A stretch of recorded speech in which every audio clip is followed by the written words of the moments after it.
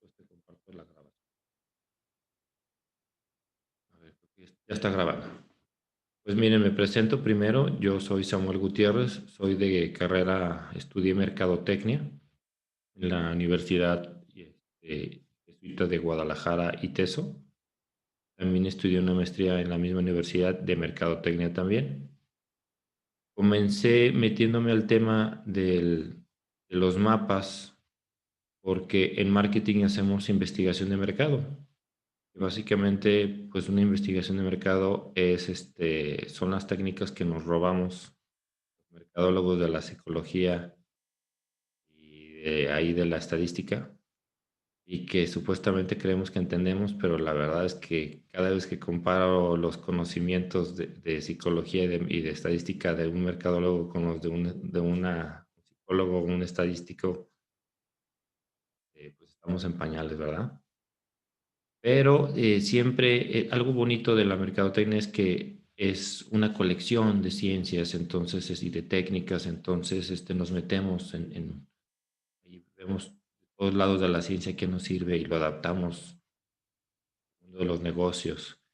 Y yo tenía en un tema de mercadotecnia, yo tenía que hacer encuestas y tenía que hacer una serie de cosas y necesitaba mapas con contenidos específicos para mi proyecto y no había.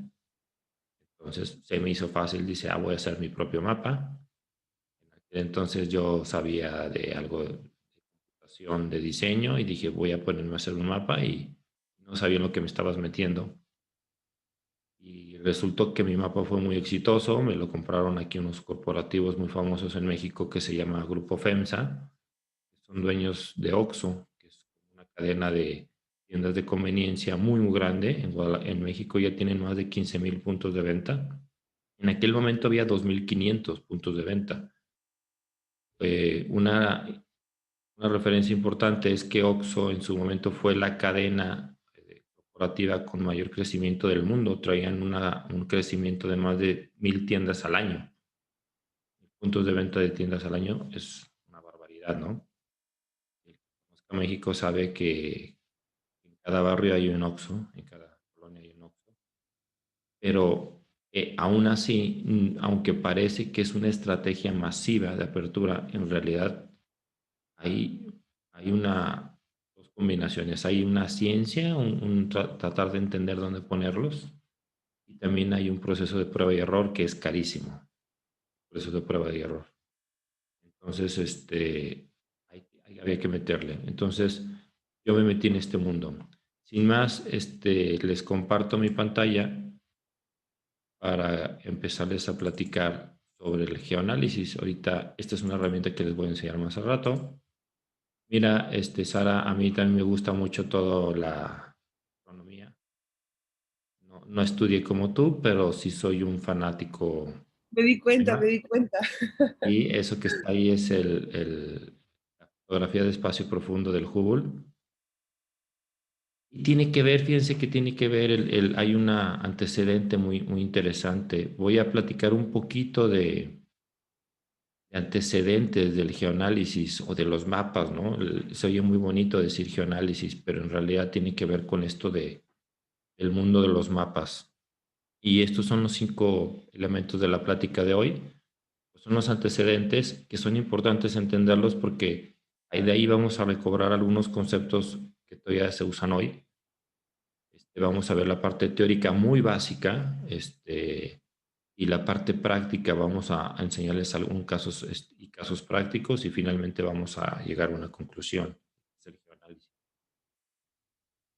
Vamos empezando con, a ver, ahí está, con los antecedentes.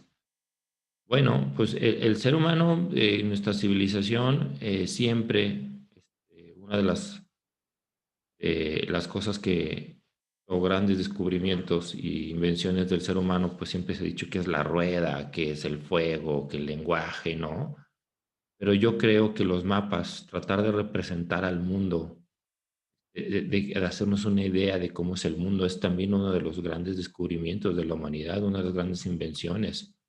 Probablemente para mí el globo terráqueo es una de esas grandes cosas que han cambiado la humanidad. El haber entendido por primera vez que vivimos en un mundo que se parece una esfera y donde entender las cosas, pues nos ha hecho avanzar mucho. El podernos ubicar, los mapas, voy a admitir aquí a alguien, Ricardo está accediendo. Los mapas los hemos utilizado para todo, los hemos utilizado desde las épocas de paz y de las épocas de guerra. Si aquí tuviera alguien con antecedente militar, pues sabría que uno de los grandes padres del tema del geoanálisis es el ramo militar. Hay aplicaciones importantes, ¿no?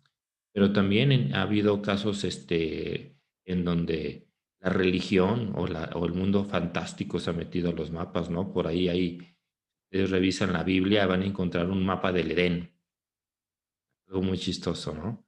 Pero tiene un propósito haber hecho un mapa del Edén o tratar de encontrar el Edén en un mapa, ¿no?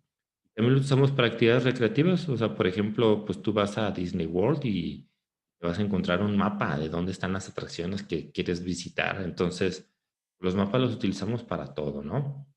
Los utilizamos para cosas eh,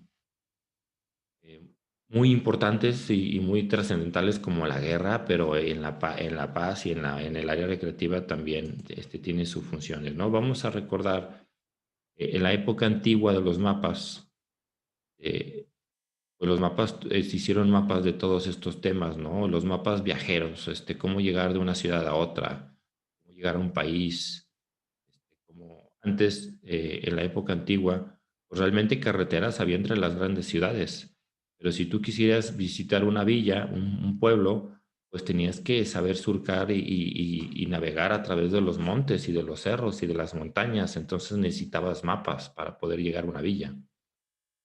Los mapas militares, los mapas comerciales, o sea, qué puedo comerciar en dónde y cómo llegas a ese lugar para comerciar algo. Los mapas hidráulicos, que les ayudaban a ellos a saber cómo navegar a través de los ríos, en qué zonas se inundan, incluso los mapas de las corrientes marítimas, los mapas en la agricultura, en la pesca, en qué zona se pesca qué cosa, todo era importante tenerlo ubicado, ¿no? Obviamente los mapas políticos sociales, ¿no? ¿Dónde empieza mi imperio? ¿Dónde termina mi imperio? Mi país, todo eso. Los mapas urbanos, que es una parte interesante de los mapas. Los mapas de la biodiversidad, dónde están los bosques, qué hay dentro de los bosques, en los valles, los desiertos. Esto también fue algo muy importante empezar a mapear, porque tiene que ver con nuestra relación con la naturaleza y la forma en la que le podíamos sacar provecho, ¿no? Los mapas sanitarios, también se usaba mucho saber qué enfermedades había y cómo se ven esparcidas las enfermedades. Fue una de las utilidades que tuvieron los mapas en su momento, los mapas religiosos, los mapas astrales.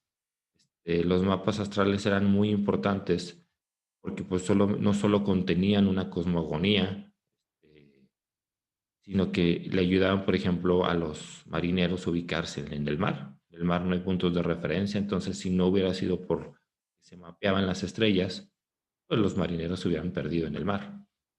Necesitaban guiarse a través de las estrellas. Entonces empezó a haber una relación ahí muy interesante con los astros para hacer mapas. Eh, el problema de los astros es para hacer mapas, ahorita vamos a ver que tiene un problema, ¿no? Y después, pues, el mayor alcance que se logró en la antigüedad fue hacer el primer globo terráqueo. Entender que pues, vivimos en un planeta esférico y las consecuencias que eso tiene y cómo navegar a través de un mundo esférico. El tema, por ejemplo, muy interesante de movernos en un mundo esférico en vez de un mundo plano es que las trayectorias que seguimos, pues, obedecen a un mundo tridimensional, ¿no? Y eso tenía grandes repercusiones a nivel marítimo, ¿no? Entender el mundo como un globo. Después, en la época moderna de los mapas, yo la identifico, la propongo, que empieza cuando se hacen dos invenciones, la aviación y la fotografía, porque a través de los primeros estos globos inflados con aire y las primeras sistemas fotográficos, pues pudimos entender a la orografía de una forma mucho más objetiva. Ya no eran estos mapas que a veces estaban pues deformados por nuestras ganas. Por ejemplo, se quería dibujar a un país más grande que el otro solamente para demostrar poder, ¿no? Entonces se deformaban los mapas. O otra cosa muy interesante es que antes, en aquella época, los mapas y se construían a partir de la medición de las distancias y te ibas tratando de hacer así un juego trigonométrico para tratar de representar algo en un mapa, pero el problema es que no se medían las distancias con un metro o con un listón, se medían las distancias a tiempo. Entonces, cuando alguien se refería a qué tan lejos está un pueblo, pues te decían, pues está a 3 días a pie, a 2 días de a caballo. Y así es como se medían las distancias. Entonces, esto hacía que pues este sistema de medición, pues si estaba de subida, era más lento, entonces el mapa lo representabas más largo porque tenías que justificar que hacías más tiempo, ¿no? Entonces, los tiempos de traslado en que los mapas los deformáramos a la hora de representar y en el momento que los podemos representar con una fotografía desde el aire, pues de repente vemos realmente cuánto miden las cosas. Y esto ha cambiado mucho. El principal logro de esto es, pues obviamente, el mapa planetario. Los sistemas GPS también es un culmen de todo esto. Y finalmente, pues lo que estamos logrando por primera vez en la historia de la humanidad es entender al planeta todos los, como un todo, ¿no? Como un sistema, y lo hacemos a través de modelos que están representados de una forma cartográfica, ¿no? Modelos y que la computadora los trata de entender, pues es esto un globo terráqueo y vemos cómo todo interactúa, ¿no?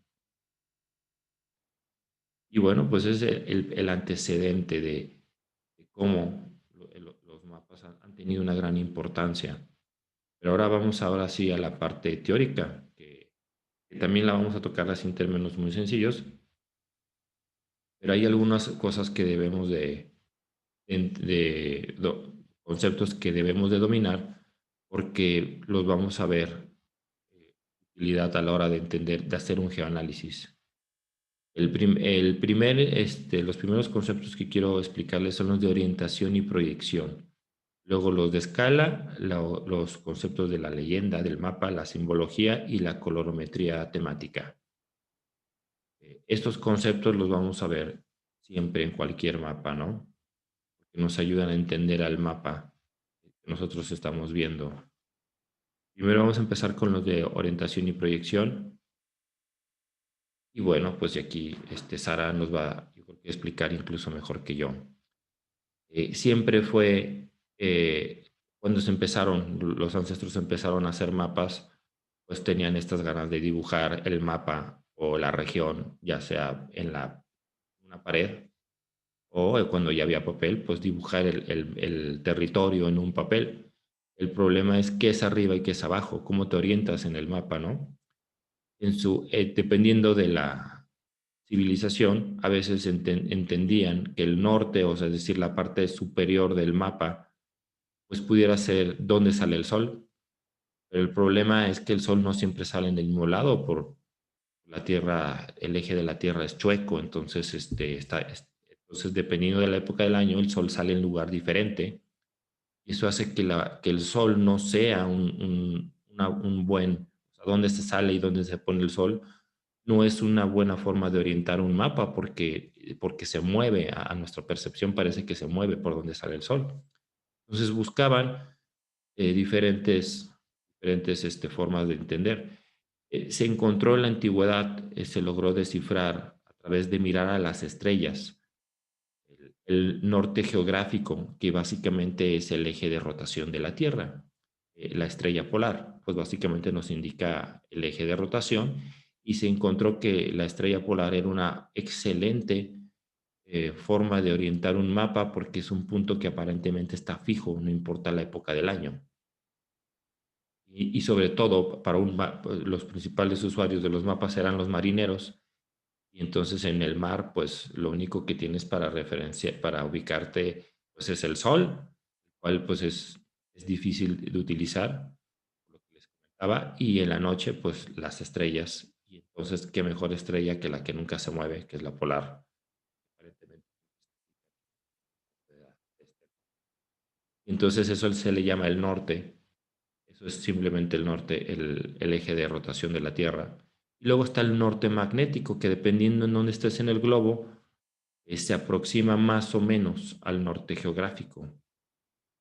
El norte magnético es el que nos dice la brújula, el que señala la brújula. Generalmente en el Ecuador y en la zona europea, pues el norte magnético y el norte geográfico es casi lo mismo, parecen apuntar al mismo lugar. Pero si tú te acercas a ciertas zonas pues resulta que el norte magnético y el norte polar empiezan a tener una variación. Y eso es algo que me gustaría que sí se quedaran, ¿no? El mapa generalmente están orientados al norte geográfico, ¿no? O al norte polar y, no, y rara vez está orientado al norte magnético. Entonces es posible, los mapas, sobre todo los marítimos, pues tienen que estar corrigiendo. Cuando los marineros se orientaban en el mar, pues tenían que revisar hacia dónde estaba el norte magnético en el día y en la noche se orientaban con el norte polar, o con las estrellas, pues. Pues ya se ha hecho algo muy común en todo el mundo, pues esta globalidad nos ha hecho usar que todas las civilizaciones se hayan homologado prácticamente a que la orientación principal sea el norte geográfico y casi todos los mapas hoy en día están orientados de esta forma. Entonces la parte superior del mapa pues es hacia donde está el norte polar o norte geográfico y hay pequeñas excepciones. ¿Por qué? Por ejemplo, cuando tú quieres representar Italia en un mapa, si Italia es una región, el país está muy alargado y por lo mismo, pues si lo quieres poner en un plano, pues te va a quedar en diagonal el país y pues no se va a adaptar a tu mapa y entonces lo que haces es que lo volteas para que te quepa en el plano y entonces tienes que señalar con una rosa en el plano hacia dónde está el norte, porque ya el norte no te queda hacia arriba. Entonces, a veces los mapas pues están orientados, si el mapa no está orientado al polo geográfico, pues hay que poner una rosa y hay que decir hacia dónde está el norte, ¿no? Y hay otro concepto muy interesante que se llama proyección. Y la proyección en un sistema cartesiano, pues la proyección es dónde está la coordenada 0, 0, cuál es el sistema métrico utilizado.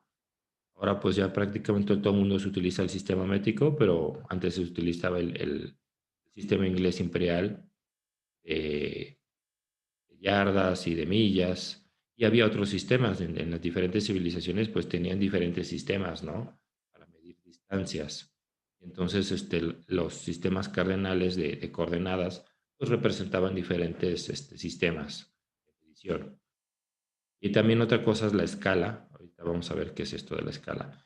Hay una página que les voy a enseñar que se llama The True Size y vamos a tratar de entender a través de la página y del el Google qué es esto de las proyecciones, porque es un concepto muy interesante el tema del geoanálisis.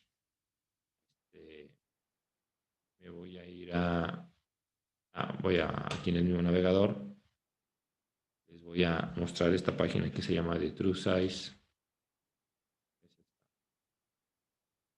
Y bueno, aquí lo primero que vamos a ver es el primer mapa que todo el mundo conocemos en la escuela, que es una proyección que se llama proyección Mercator. Esta proyección representa al mundo esférico en un rectángulo. Y esto pues tiene un problema que pues si medimos de lado a lado el ecuador, pues debe de medir alrededor de unos creo que son como 40.000 kilómetros y fracción el Ecuador lo que mide. Pero arriba, en la parte superior del mapa, por lo que estamos viendo es el polo norte. Y en realidad, en la medida en que nos acercamos al polo, pues el diámetro no es el mismo, no son 40.000 kilómetros, en realidad es una distancia menor, mucho menor hasta llegar a cero. Es decir, el polo norte, pues en cualquier dirección que quieres, sur, ¿no? Y ahorita vamos a ver esto que tiene. Por ejemplo, vamos a ver que los mapas, las áreas en este mapa, pues están estiradas. Imaginemos que nosotros agarramos un globo, de estos que se inflan, damos un globo y representamos y dibujamos a los países en el globo y después pues ponchamos el globo y lo estiramos para que quepa ese globo en un marco, en un cuadrado. Y lo que va a pasar es que van a quedar los países estirados. Al recortar ese globo y quererlo meter a fuerzas en un marco, lo que va a pasar es que vamos a estirar. Vamos a tener que estirar el globo en los extremos superior e inferior para que quepa en el marco. Y lo vamos a deformar lo que está en aquí, ¿no? Y lo vamos a ver también aquí en el Google Earth. Entonces aquí el primer problema con esta proyección es que sí, todo el mundo lo vemos, pero nada de lo que está aquí es del tamaño que realmente tiene, porque está totalmente deformado. Entonces, por ejemplo, vamos a utilizar dos países para ver sus comparaciones, México y España. Lo vamos a buscar en inglés. Aquí tenemos dos países. Y entonces resulta que pues están más o menos en latitudes diferentes. España está más al norte que México, lo que hace que todo lo que está más al norte se va a ver más grande de lo que realmente es. Entonces, por ejemplo, México se ve mucho más pequeño, por ejemplo, que Estados Unidos, pero cuando arrastramos a México hacia el norte, tiene que deformar, lo tiene que deformar para que se ajuste a esto, ¿no? Al hecho de que está cuadrado. Entonces vamos viendo aquí, por ejemplo, cómo se va deformando algo, ¿no? Y cada vez que lo acercamos más al Ecuador, las cosas se ven más pequeñas. Pero es esta deformidad. Si pusiéramos a México en Europa, pues veríamos que México llega desde Irlanda hasta Estambul, al Mar Negro. Ese tamaño es este país. Ahorita vamos a ver algo más impresionante. España, por ejemplo, aquí quedaría España, ¿no? Ahora, si llevamos a España, por ejemplo, a África, que está subrepresentada en el mapa Mercator, pues vamos viendo pues, que España será un país pequeñito, muy pequeñito en África, porque África, al estar, pues, se ve, ¿no? Miren, en República del Congo. Entonces, esto está muy interesante porque nos deja ver el verdadero tamaño por esta deformación que tiene. Ahora, si piensan que México es grande, fíjense que vean a Brasil. Brasil es un monstruo. Brasil, que está evidentemente cerca de la línea ecuatorial, pues está subrepresentado también. Y Brasil es mucho más grande que toda Europa. Brasil, cosa bárbara. Entonces Brasil, en cambio Brasil dentro de África, pues también se ve pequeño. Entonces aquí podemos ver el verdadero tamaño de los países y se va ajustando. En cambio, por ejemplo, Groenlandia, pues Groenlandia en el mapa se ve enorme, pero ya traído a Europa, pues no es tan grande. Y esto es esto que les digo, querer meter algo esférico en un marco cuadrado, pues nos obliga a estas deformidades. Entonces, vamos viendo. Entonces, esto es un ejemplo, ¿no? Que esta es la proyección, una proyección mundial, evidentemente muy deformada. Pero hay muchas otras proyecciones. Y vamos a verlo aquí en el globo terráqueo, que es una proyección. El mundo visto como una esfera, pues no lo podemos meter en un marco, ¿no? Ese es el primer problema, no es algo que pudiéramos, no podemos hacer un plano y meternos en el bolsillo del mundo y no tener estas deformidades. Entonces, hay proyecciones, por ejemplo, hay una proyección mexicana que pone obviamente a México en el centro. Y esto lo que nos permite es que al poner a México en el centro, esta proyección, la coordenada 00 nos quedaría aquí abajo a la izquierda, donde estoy moviendo el mouse. No sé si se ve el mouse ahí. Aquí sería la proyección, la coordenada 00. Y aquí estaría la última coordenada. Y esto lo que nos permite es representar un mapa de la República Mexicana en donde puedes ver de extremo a extremo del país y deformar lo mínimo posible. Pero el problema es que esta proyección, si quisiéramos mapear, por ejemplo,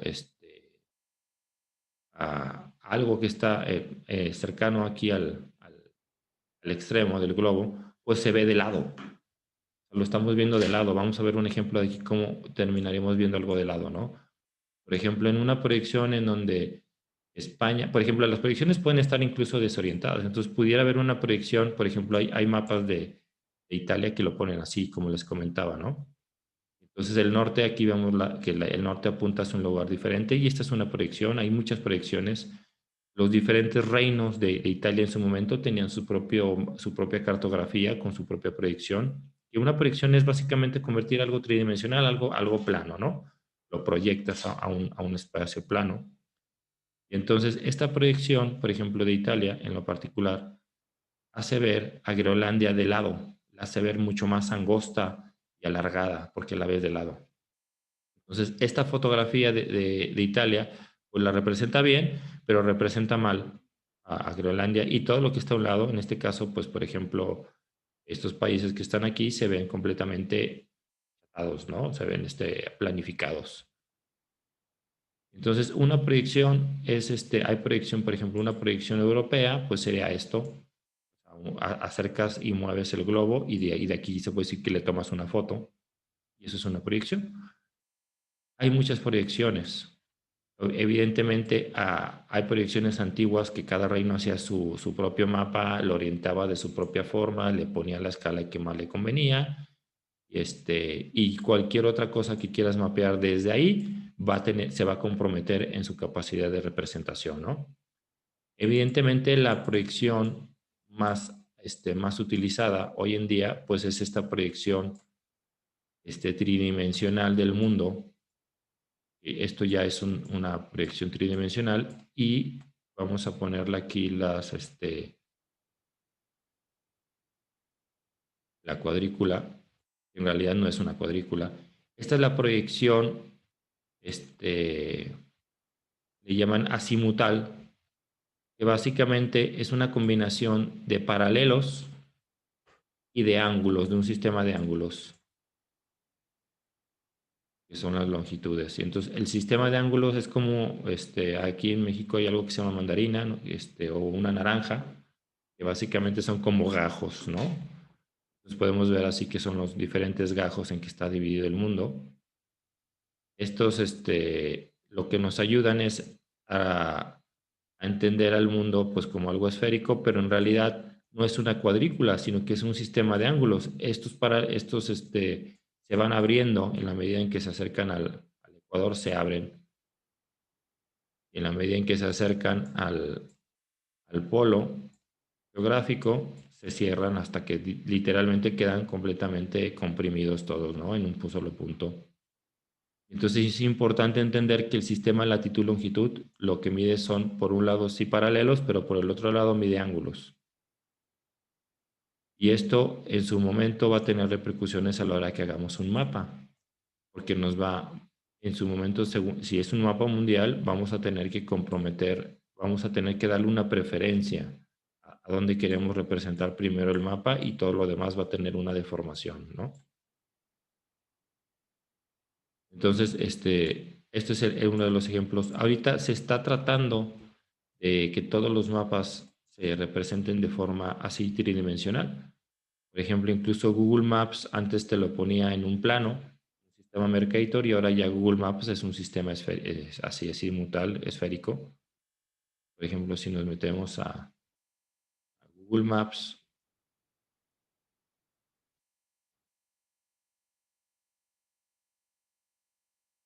vamos a ver.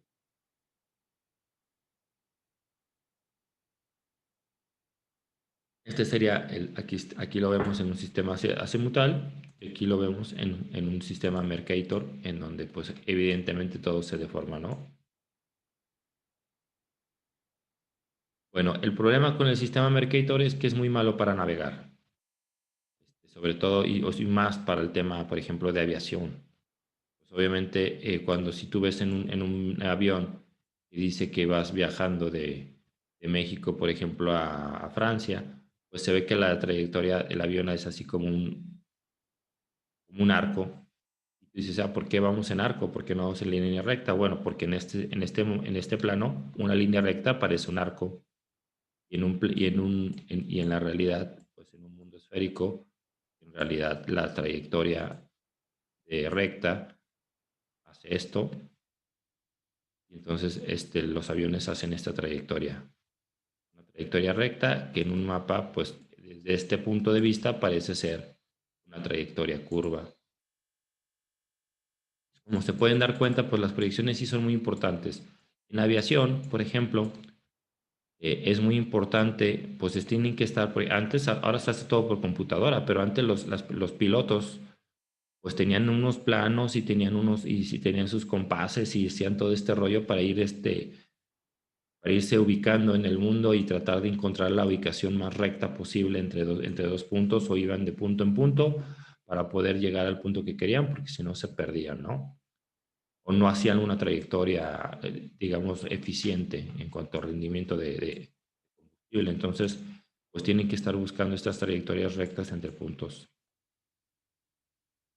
Y bueno, no me enrollo más con las proyecciones. Es un tema muy interesante, pero sí tiene repercusiones. Y aquí está lo que les comentaba de que hay varias proyecciones y diferentes tipos de proyecciones. Las cuadriculares o también se les llama cilíndricas, porque en realidad pues lo podemos enrollar en un cilindro, en un plano.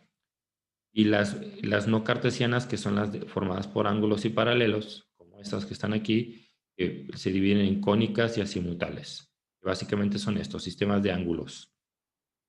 Y lo interesante es que pues cada vez ya estamos tratando de dejar a un lado todos los planos, es decir, la deformación a un plano de algo esférico y representar siempre el mundo de forma tridimensional, ¿no?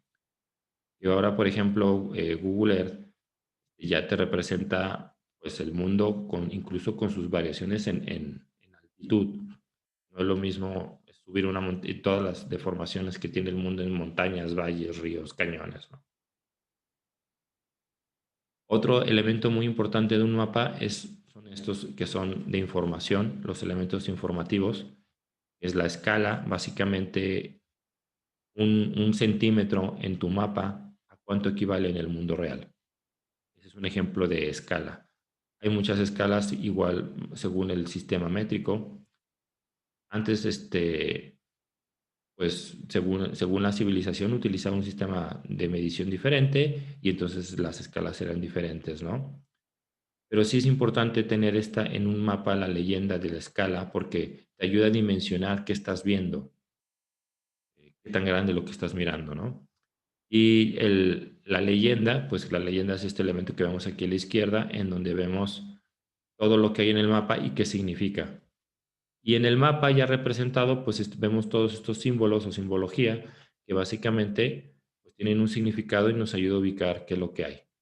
Esto ya se nos hace muy natural a todo el mundo porque todos ya tenemos esta maravilla en el teléfono celular que es Google Maps, y a donde queramos ir, Google Maps no solo nos dice cómo ir, sino cuál es la trayectoria más eficiente, cuánto tiempo vas a hacer, y pues nos estamos acostumbrando todos a ver mapas y a navegar en mapas. Pero antes era una habilidad. Cuando yo tenía 14 años, me tocó ser repartidor de pizzas un tiempo, ¿no? Y la primera vez que me enfrenté a un mapa y dije, ¿y esto cómo? O sea, ¿cómo llego a esta calle y entrego esta pizza a tiempo? Y de repente, pues cuando vas navegando en la ciudad, de repente, pues teníamos que ir girando el plano para que siempre fuese hacia tu trayectoria, porque si no, lo que tú veías a la izquierda te quedaba en el mundo real, te quedaba a la derecha. Entonces te perdías. Tienes que ir girando el plano. Ahora ya esto se hace muy de forma muy natural. El plano en tu teléfono se va girando según tú giras. Y estos son tres elementos muy importantes que debemos de mantener siempre en un mapa. Otro elemento importante es en los mapas temáticos es la colorimetría o los significados de los colores. ¿Qué significa cada cosa? Esto que ven aquí es el mapa que tengo yo atrás a mis espaldas, que representa el nivel de bienestar de ingresos de las colonias, de los diferentes barrios de la ciudad. Y esto es muy importante en el área de negocios porque te dice, pues, en dónde está, en dónde hay poder adquisitivo para comprar tu producto. Pero también lo puedes ver desde el punto de vista social, por ejemplo, dónde hacen falta escuelas para la gente con menos recursos o dónde es más importante el transporte público o todo esto tiene muchísimas funciones en el mundo de negocios, pero en el mundo político social, ¿no? De bienestar. Aquí vemos los diferentes niveles de bienestar que hay en la ciudad. Esta es una escala consensada en la industria. Y aquí representamos con diferentes colores los diferentes niveles de bienestar. Los que vemos en amarillo es donde viven los ricos, en azul vemos donde vive la clase media y en verde la clase baja la clase popular. Y en café vemos las zonas marginadas. Y entonces incluso podemos ver en una fotografía una representación. Y cuando lo vemos, aquí volvemos a mostrar otro mapa, y este es la densidad poblacional, cuánta población hay por hectárea, y aquí vemos la leyenda, que significa la colorimetría, y entonces ya vamos viendo cuánta población hay por hectárea. Hay zonas que tienen más de 300 personas, 360 personas por hectárea, y hay personas que tienen menos de 15 personas por hectárea, es decir, una casa o dos casas miden casi 10.000 metros. Entonces, ¿y qué pasa? ¿Por qué los pongo encimados uno del otro? Porque podemos ver que hay una relación entre el nivel de ingresos y la densidad poblacional. A mayor nivel adquisitivo, menor densidad. Y a menor poder adquisitivo, mayor densidad, ¿no? Y es algo que lo hemos podido ya después correlacionar matemáticamente.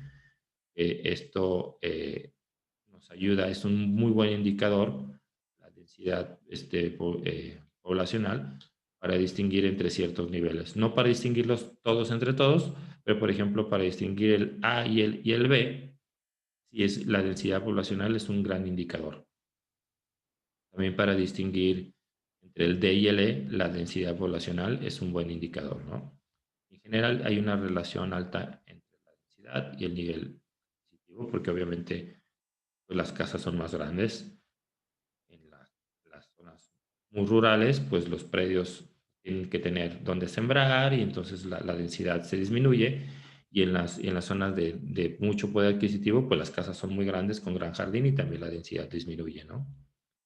Entonces aquí vamos viendo cómo esto es un mapa temático y podemos hacer un primer descubrimiento, ¿no? De que encontramos que diferentes estadísticas representadas en un mapa nos dan, nos permiten llegar a una conclusión, que los datos se interlapan. Y esa es la parte teórica hasta ahí, que es un mapa, cómo se compone, ¿no?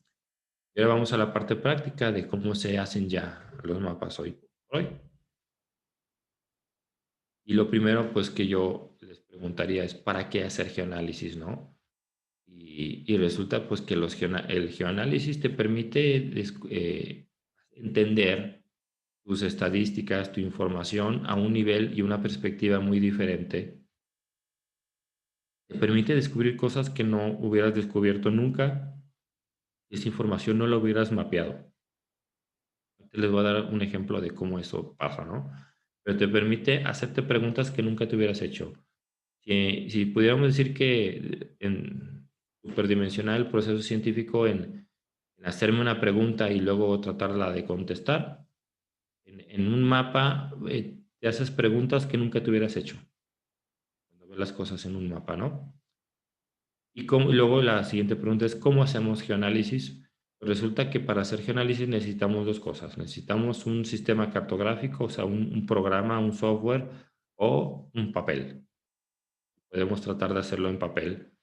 En realidad ya no es muy eficiente porque pues hoy las herramientas informáticas es más fácil usar un software que intentar ponernos a dibujar un plano, ¿no? Y luego también necesitamos información geográfica porque no hay que empezar desde cero. O sea, no hay que empezar, si tú quieres hacer un mapa de dónde están, eh, por ejemplo, dónde están los hospitales en Madrid o en dónde están los hospitales en una ciudad, Yo les pregunté, por ejemplo, ¿en qué ciudad están ustedes? ¿En qué ciudad está en África? Nosotros estamos en Canarias, en Tenerife, En Tenerife. en esa ¿Ahora islita también? chiquitita por ahí abajo. ¿Ahora también están en Tenerife? Sí, sí, sí. Está en la Universidad de La Laguna, está en Tenerife. Perfecto. Entonces, si quisiéramos mapear algo en Tenerife, pues no habría que mapear primero todo Tenerife. O sea, lo ideal es empezar ya con el mapa de Tenerife, porque si no, es mucho trabajo. Entonces, si ya pudiéramos contar con algo de información, pues qué mejor. Y resulta que ya esta información y estos sistemas cartográficos, pues ya están ahí en la internet para nuestra disposición. Entonces, no hay que empezar de cero. Es algo positivo, ¿no? Ya bastante bueno. A mí todavía me tocó en ese momento, tener que trazar toda una ciudad, así dibujarla, ¿no? Porque no existía en ese momento todo. Google Earth para mí fue algo que me vino a solucionar mucho mi trabajo, ¿no? Pero Google Earth no es lo único que hay en el mundo. De hecho, a nivel profesional, Google Earth no es una herramienta muy útil. Pero sí es muy bonita en el sentido de que es muy apantallante porque pues lo ves así de forma tridimensional y tiene estas cosas mágicas como el Street View, ¿no? Que te puedes meter ahí a pie de calle. Hay una versión de Google Earth que se llama Google Earth Pro. Aquí les pongo la liga para que la descarguen. Google Earth Pro te permite ver ciertos archivos de mapas, pero es muy malo dibujando mapas adicionales. Entonces, realmente Google Earth Pro es un GIS, digamos, a nivel mediocre, realmente poco útil para alguien que se quiera meter serio en esto de los mapas. Tenemos los sistemas más comunes, los GIS significa Geographical Information System, obviamente es un acrónimo. En español sería SIG, pero rara vez se utiliza el acrónimo SIG. Casi siempre el acrónimo GIS es el que vas a encontrar en todos lados. Y los tres GIS más comunes son el ESRI, el ARGIS, y yo uso uno que se llama Manifold, que a mí me parece muy interesante. Pero aquí les pongo una lista de todos los GIS que hay. Hay muchos GIS allá afuera. Hay muchos de estos GIS ya son open source, es decir, que tú puedes descargar. Aquí, por ejemplo, hay un GIS en España, es de los más, que en el mundo de habla hispana, pues es de los más utilizados. Lo pueden encontrar en esta liga de internet. Y esta, yo la verdad, por ejemplo, el Google Maps, pues es algo que todos usamos en nuestro teléfono celular, pero hay otros, por ejemplo, este OpenStreetMap. Este es un proceso colaborativo, es decir, aquí tú puedes colaborar, inscribirte y ser un colaborador de estos sistemas. Estos son gratuitos. Vamos a buscar, por ejemplo, Tenerife.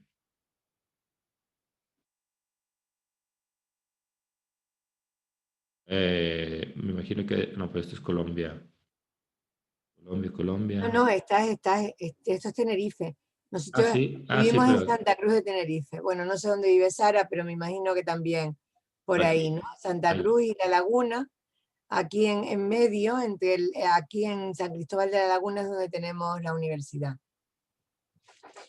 Y yo vivo en Santa Cruz, vamos, está a Para una acá. Bueno, distancia, vámonos son 7 kilómetros, ¿sabes? De un sitio a otro. Entonces, si se fijan, aquí en este sistema, en esta cartografía, pues una cartografía diferente a la de Google. Google Maps.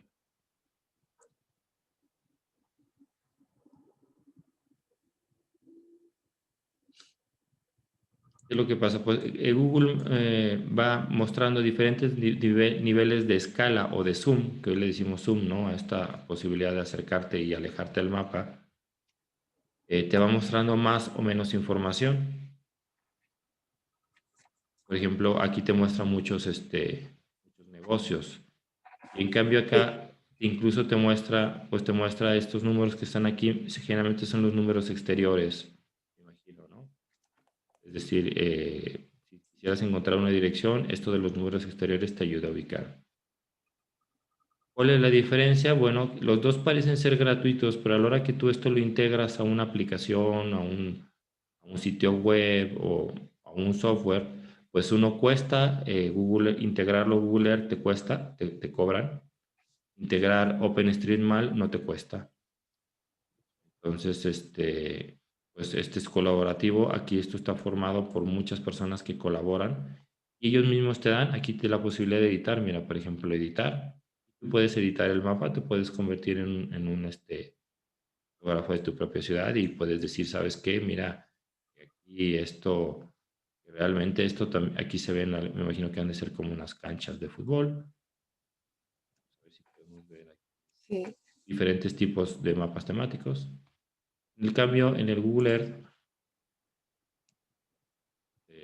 la versión de Google Earth, vamos a... Aquí en Google Earth podemos cambiar de la imagen cartográfica a la imagen satelital. Pues dependiendo de la época del año, incluso podemos ver más verde o menos verde el parque, ¿no? Por ejemplo. Incluso algo que procura hacer Google Earth es esto, algo muy interesante que empezó en la primera época de lo Google Earth, es que no todas las imágenes satelitales estaban justamente en vista desde arriba, sino que estaban vistas un poquito de ladito, por decirlo así. Vamos a ver si se veían, por ejemplo, aquí podemos ver un poco de lado de perfil, pues un edificio, y antes era totalmente de perfil.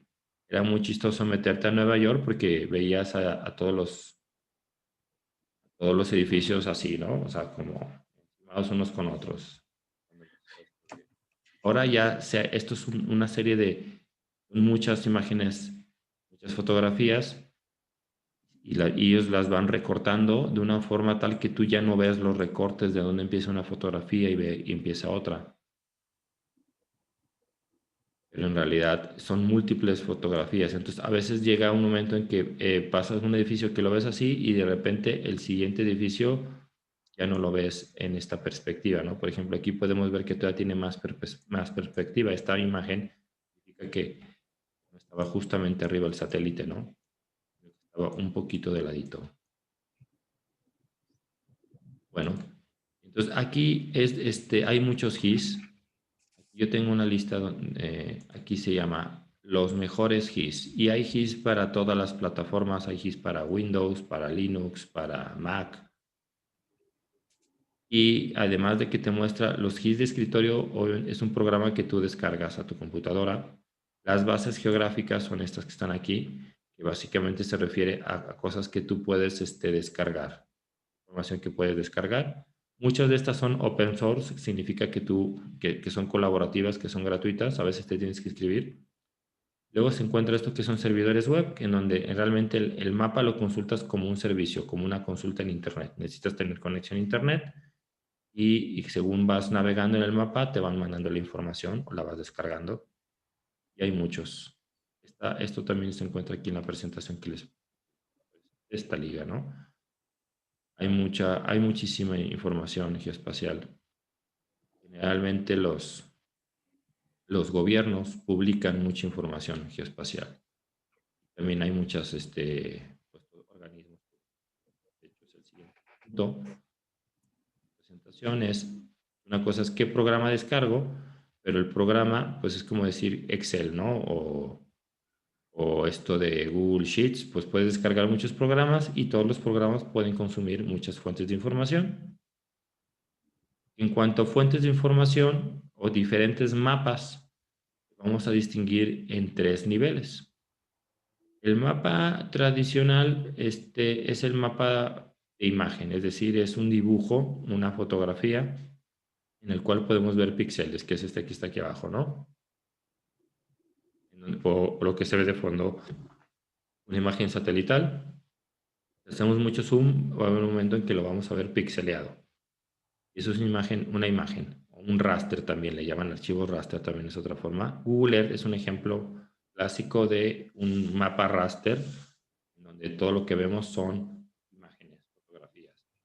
Y actualmente la resolución de Google Earth, dependiendo de donde tú te encuentres, va a variar la resolución. Por ejemplo, en una zona urbana, un píxel equivale a 30 centímetros. Es decir, pudiéramos llegar a ver por ejemplo, las líneas marcadas en las calles, ¿no? Por ejemplo, la resolución parece ser más o menos alrededor de 30 centímetros. Hay zonas en donde la resolución ya llega a 10 centímetros.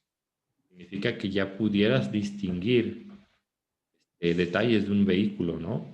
A través de Google Earth. Pero si nos vamos a una zona, por ejemplo, a un bosque, pues resulta que ahí la resolución que maneja ya no es de 10 centímetros porque no es necesario y a lo mejor los recortes que hacen pues ya no se esmeran tanto. Y aquí, por ejemplo, todavía alcanzamos a ver que sí es una resolución alta, pero en algunas zonas se conforman con resoluciones de 1 metro, ¿no? Un píxel por metro. Entonces, la resolución sí ha ido también aumentando. Antes la resolución era pues bastante pobre, ¿no? Ahora ya la resolución es muy alta. Incluso algo que ya está haciendo Google Earth, pues es este tema de la tridimensional. Y ya han hecho estos recortes.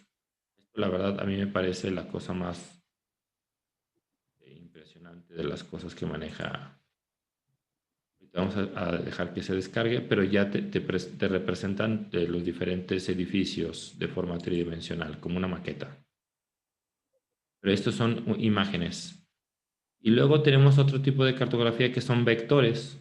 Los vectores, pues básicamente significa que no hay una imagen, sino que en realidad lo que hay es un polígono representado por coordenadas y puedes hacer un zoom a un nivel muy alto y no se va a ver nunca pixeleado en un mapa de vectores, porque son eso, son polígonos representados con coordenadas.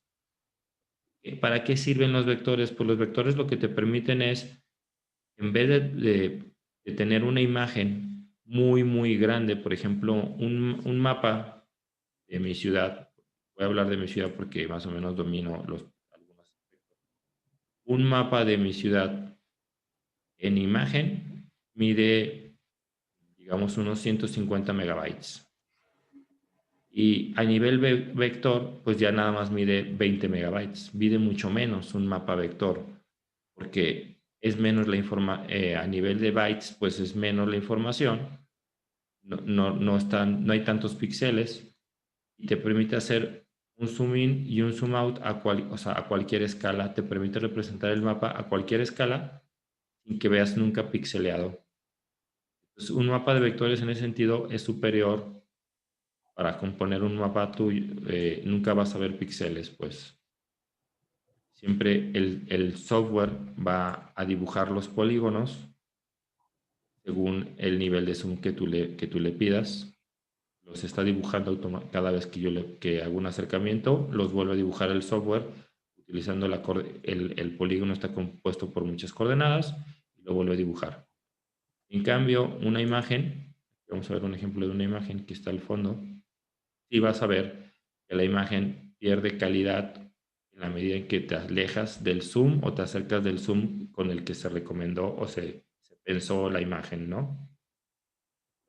Google Earth hace un truco muy interesante, si alguna vez, si les gusta mucho usar Google Earth, utiliza diferentes fotografías a diferentes niveles de zoom. Aquí ya por ejemplo, aquí ya lo que está haciendo Google Earth es que utiliza de cada edificio, lo representa en una maqueta y las diferentes fotos satelitales automáticamente con un sistema de inteligencia artificial de todas las imágenes que ha tomado el satélite a lo largo de los años, le pone la fotografía a la fachada del edificio correcta, ¿no? Pero, por ejemplo, si se fijan, no hace muy bien edificios, pero los árboles sí se ven así un poquito extraños, ¿no? Los árboles no tienen superficies planas y le cuesta trabajo a la inteligencia artificial darle la foto a esa parte, ¿no? Bueno, pero entonces aquí ya si quieres espiar a tu vecino, hay muchos videos en YouTube y muchas páginas en donde te dicen cosas curiosas que puedes descubrir, ¿no?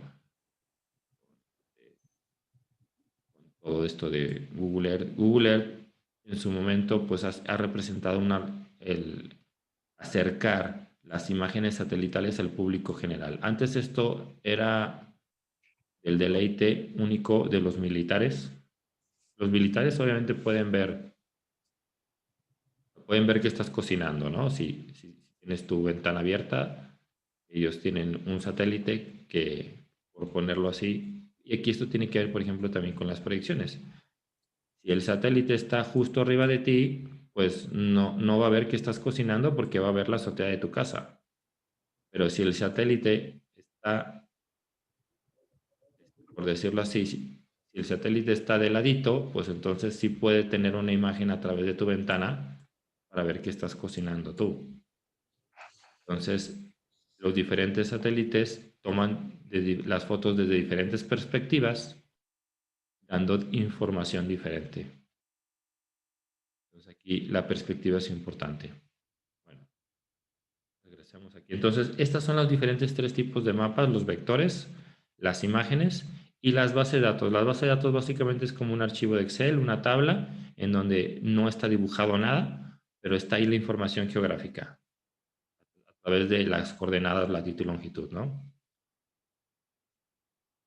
En cuanto a fuentes de mapa, yo les quiero dejar estas dos ligas, que es una fuente de mapas vectores, pues son las mismas oficinas de estadísticas, tanto la europea como la española. Las dos, ahí hay muchas. Las fuentes oficiales, penosamente, sus páginas de internet pues son más difíciles de navegar, y entonces querer encontrar el lugar donde descargas la información vectorial o los mapas vectoriales, que es lo que generalmente más se descarga.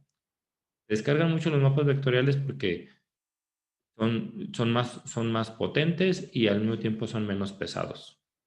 Y las imágenes satelitales, como el OpenStreetMap o el OpenStreetMap o el Google Earth, que no, rara vez se descargan todas porque son extremadamente pesadas y son innecesarias.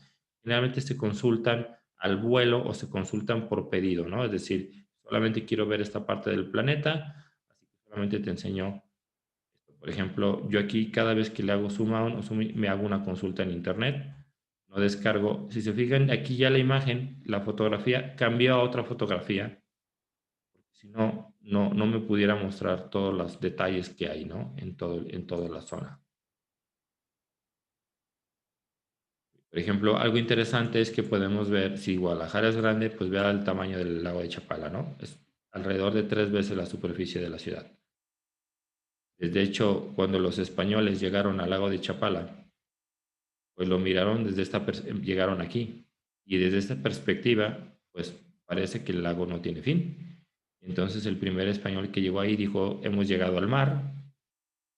Y en el mapa, en sus anotas, le puso mar Chapálico. Y todavía hay algunos mapas que se refieren a la laguna como el mar Chapálico, ¿no? Pero en realidad pues era una laguna. Es el lago obviamente más grande de México, la laguna.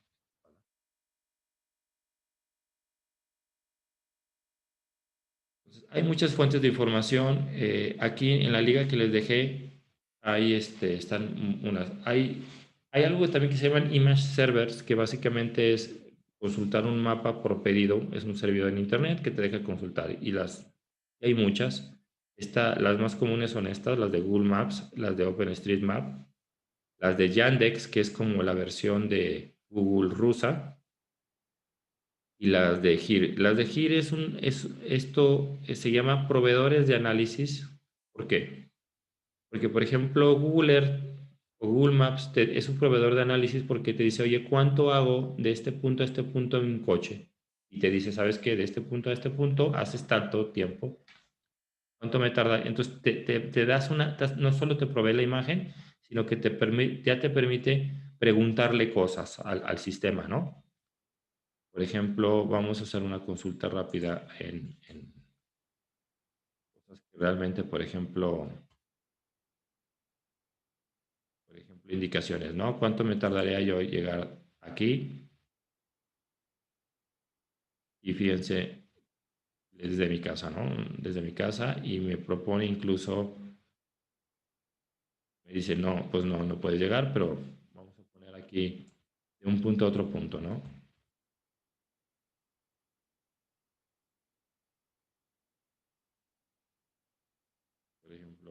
a la isla y entonces vamos a poner Granadilla. Me imagino que ustedes conocen toda esta zona, ¿no? Pues aquí puedo seleccionar dos Sí, sí, puntos. claro, sí, esa es la parte del sur, esa es una ciudad medianamente grande del sur, Granadilla de Abona. Entonces aquí ya le ponemos desde este lugar a este otro lugar y ya me hace un análisis, un geoanálisis de ruta. Me propone una ruta, me dice, me consulta incluso el tráfico y me propone o me estima un tiempo de traslado de 51 minutos en este momento, ¿no? Incluso lo podemos hacer, en vez de salir ahora, le podemos decir a salir a ciertas horas. Esto es un ejemplo de un geoanálisis ya muy avanzado, porque esto requiere considerar muchos aspectos, ¿no? Desde el tráfico, desde las distancias, desde la latitud, que vas. No lo mismo si lo haces en bicicleta de subida que de bicicleta de bajada, ¿no? Como dicen, de bajada todos somos ciclistas, ¿verdad? Profesionales, pero de subida ya no. Entonces, esto es un ejemplo, incluso lo haces hasta caminando, ¿no? Etcétera. Sí. Es un ejemplo de geoanálisis o de una consulta. Hay otra muy bonita que les voy a enseñar yo. Se llama el de GIR. GIR es un sistema. Yo utilizo en mi vida profesional muy seguido.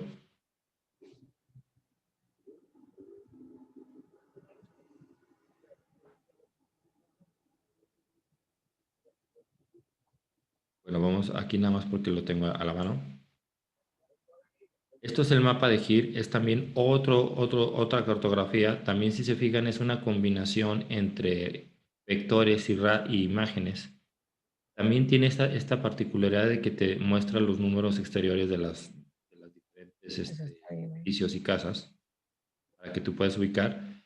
Y aquí es un programa en realidad. Y aquí lo que al seleccionar un punto, me traza, en vez de trazarme un radio en metros, me traza una isocrona. Una isocrona es un área medida en tiempo. Y esta isocrona en lo particular es de 5 minutos. Significa que desde el punto que yo señalé hasta dónde puedo llegar en 5 minutos de tiempo en vehículo. Y entonces podemos ver que las avenidas pues me permiten desplazarme más rápido, así que me alarga la distancia que puedo recorrer en 5 minutos y las calles me recortan la distancia que puedo recortar en 5 minutos y me dibuja entonces un polígono irregular, muy irregular, pero esto está medido en tiempo. ¿Y esto para qué sirve? Bueno, pues sirve, por ejemplo, para saber a 5 minutos qué tengo a la mano, qué tengo, ¿no? Y podemos utilizar estas isocronas para hacer muchos, ese es un ejemplo. GIR tiene muchos, por ejemplo, tú le puedes decir, oye, necesito repartir 50 cosas en vehículo, dime cuál es la trayectoria más eficiente para yo hacer mi repartición. Son preguntas que tú le puedes hacer a esta plataforma. No solo te entregan el mapa, sino que te dejan hacerle consultas muy específicas, ¿no?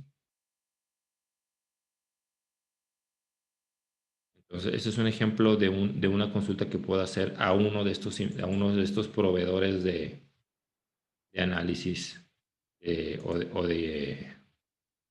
Hay muchos proveedores de este tipo, ¿no?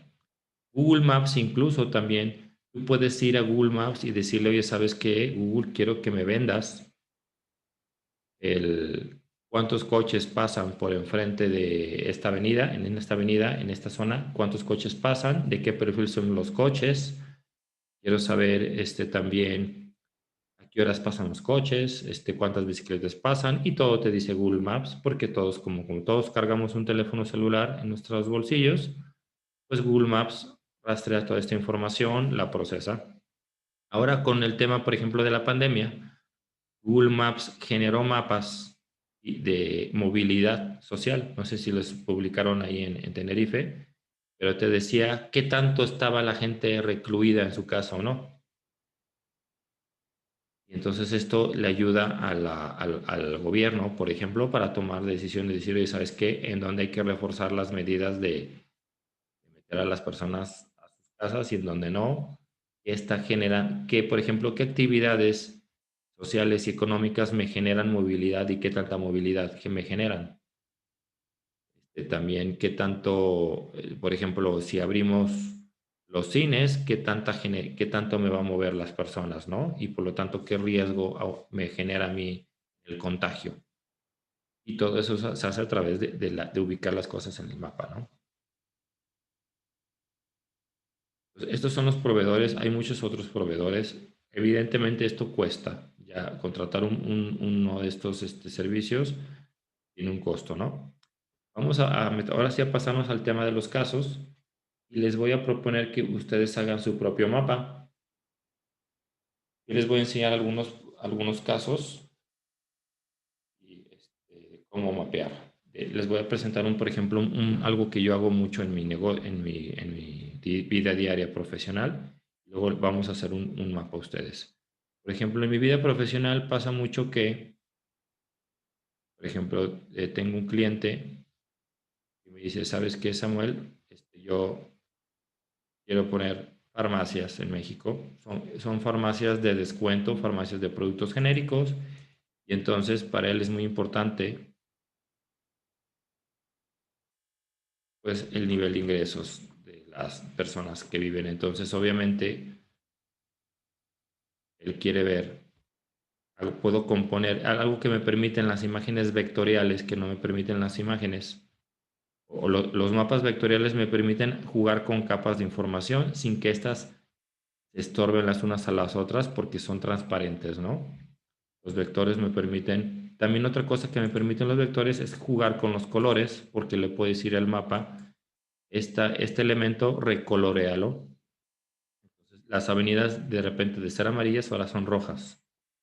Por eso es porque es mucho más útil encontrar mapas en formato vectorial. En formato de imagen, pues las imágenes siempre las tengo que lanzar hasta el fondo porque las imágenes no le puedo cambiar los colores. Evidentemente no puedo jugar que está arriba y que está abajo, ¿no? En esta composición de un mapa.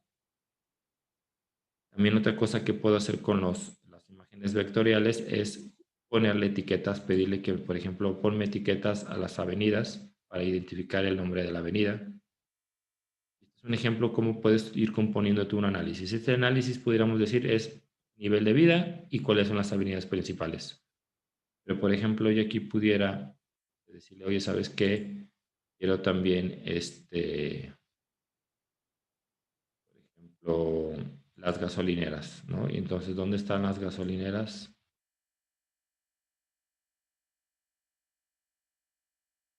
Y aquí ya veo las gasolineras y las diferentes marcas. Y, por ejemplo, yo le hice un proyecto a una empresa que dice, quiero poner más gasolineras. ¿Dónde hacen falta gasolineras? Pues primero te digo dónde ya hay gasolineras y entonces ya después vemos dónde hacen falta gasolineras. Entonces, en este análisis de dónde hay gasolineras, hice, por ejemplo, este mapa. Esta es una aplicación muy sofisticada. Ya este proyecto es, primero, fíjense muy bien qué interesante. Aquí están las diferentes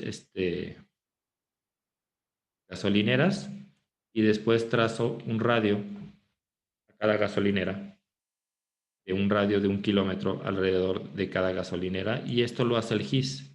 El software me permite decirle, ¿sabes qué? A todas las gasolineras hazles un radio de 1 kilómetro y ya lo hago. Y luego les digo, bueno, y ahora a todas las manzanas censales, cuenta por favor cuántas gasolineras tienen cercanas. En la medida en la que tienes más gasolineras, pues estás más saturado de gasolineras. O sea, en esa dirección tienes más de una gasolinera a 1 kilómetro de distancia. Vamos a ver aquí, por ejemplo, un mapa. Voy a hacer un mapa temático en donde voy a ver cuántas gasolineras. Vamos a ver si esto puedo.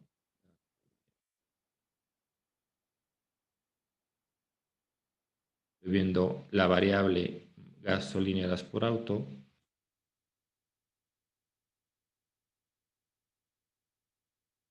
Lo bonito de las imágenes, de las cartografías vectoriales es que puedo hacer esto y puedo activar o desactivar capas de información. Y ahora lo que estoy contestando aquí es cuántas, cuántas gasolineras hay por cada X cantidad de autos. Entonces, en donde está en rojo es donde ya hay demasiadas gasolineras, donde está en verde es en donde hay pocas gasolineras cercanas, y donde plano está en blanco es porque no hay ninguna gasolinera a 1 kilómetro de distancia. Entonces esto ya les permite a ellos ubicar que claramente aquí hay una alta necesidad de una gasolinera porque no hay una gasolinera a 1 kilómetro de distancia. Para todas estas manzanas que deberían de estar ahí no hay ninguna gasolinera.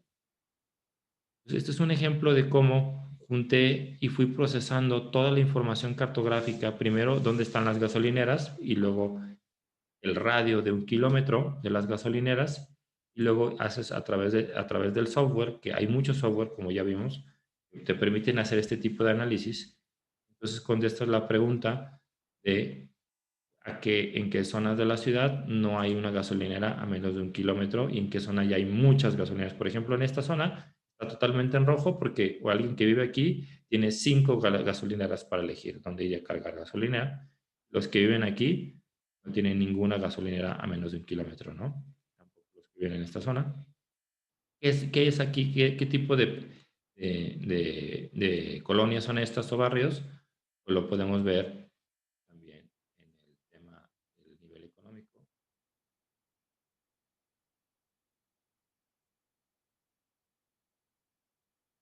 Y resulta que es una zona de nivel económico, de alto poder económico esta zona. Entonces hay alto poder económico. Aquí, por ejemplo, se combinó la media de cuántos vehículos hay por hogar según el nivel de ingresos. Y esto también nos dice, por ejemplo, podemos hacer un mapa de cuántos, esto, por ejemplo, pudiera tener aplicaciones muy interesantes para, para el tema de transporte público, ¿no? Por ejemplo, cuántos vehículos hay por casa. Una estimación de cuántos vehículos hay por casa, ¿no? Bueno, creo que no lo tengo. Es autos por hectárea. Entonces, ¿cuántos autos debe de haber por hectárea? Según una encuesta que se hizo por hectárea. Y esto es un ejemplo, por ejemplo, esta leyenda, este es un mapa temático, y entonces aquí ya le aplico y ya me dice cuántos autos hay por hectárea, y aquí está. Menos de 10 autos por hectárea, de 10 a 50 autos en propiedad por hectárea, de 50 a 75, 75 a 100 autos, más de 200 autos por hectárea, ¿no? Toda esta información pues se va conjuntando. Tú puedes hacer, esto yo lo hice conjuntando pues la imagen, la fotografía que descargué, pero también combinando encuestas, combinando datos censales, combinando mucha información. Un ejemplo de un mapa muy sofisticado. Les voy a enseñar a hacer su propio mapa usando Google Maps. Google Maps te deja hacer tus propios mapas.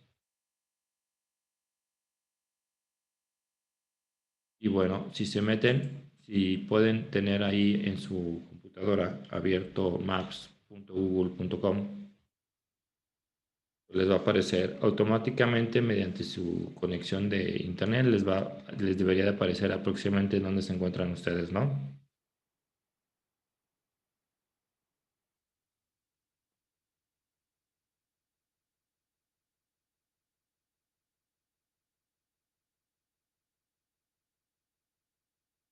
Entonces, aquí hay un menú de herramientas del lado izquierdo. Les va a aparecer prácticamente la misma interfaz, nada más diferente mapa. Y entonces, en este lado donde está el menú de herramientas, vamos a ver que hay como unas 3 rayitas aquí, que es el menú. Y si le hago aquí, pues me muestra diferentes niveles de información. Primero, la capa base o el fondo, que puede ser el mapa, ellos le dicen mapa, pero en realidad es un mapa vial. El mapa pues es cualquier cosa, ¿no? Un mapa vial, luego está la imagen de satélite y puedo cambiar yo, distinguir entre cuál de las dos cosas. El de relieve, pues en realidad pone unos colores según la altitud y, por ejemplo, aquí hay una cañada, entonces por eso lo oscurece. ¿Tú conoces la cañada de Huentitán, aquí en Guadalajara, África? No, no, no, no. Es O una lo mismo cañada, he ido y no la conozco. Yo, Chapala y todo eso sí me suena, así, pero la cañada no. es un cañón muy grande, muy bonito, entonces aquí pudiéramos ver, Me la apunto para el siguiente viaje. aquí se ve la cañada, tiene alrededor de 400 metros de profundidad y es muy...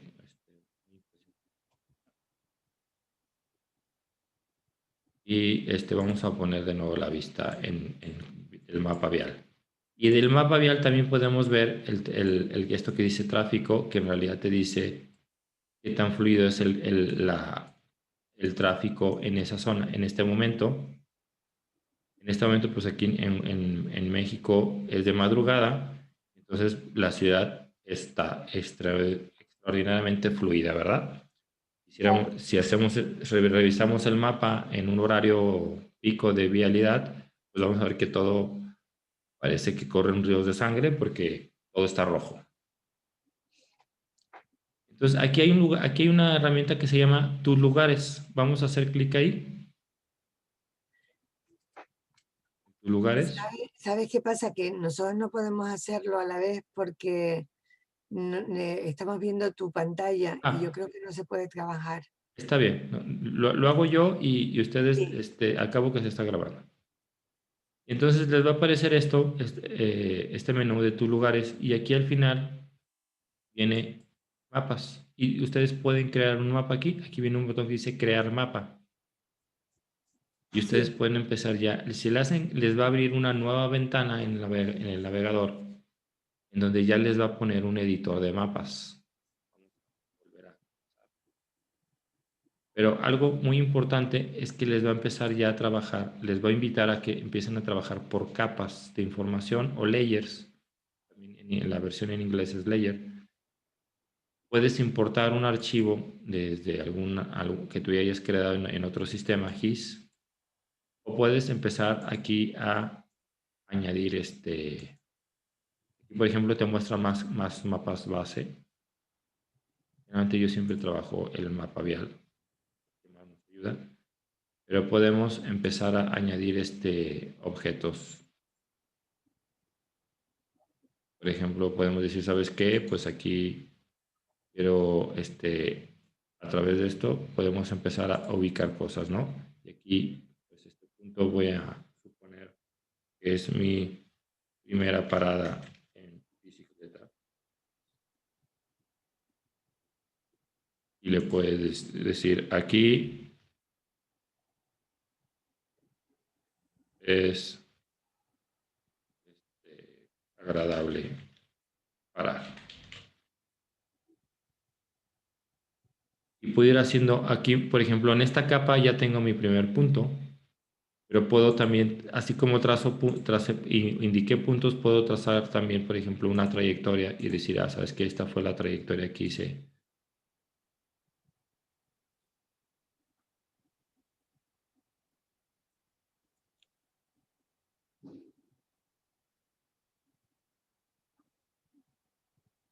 Entonces puedes trazar cualquier cantidad de trayectorias que tú quieras. Y hago doble clic, ya me permite. Entonces este es mi recorrido.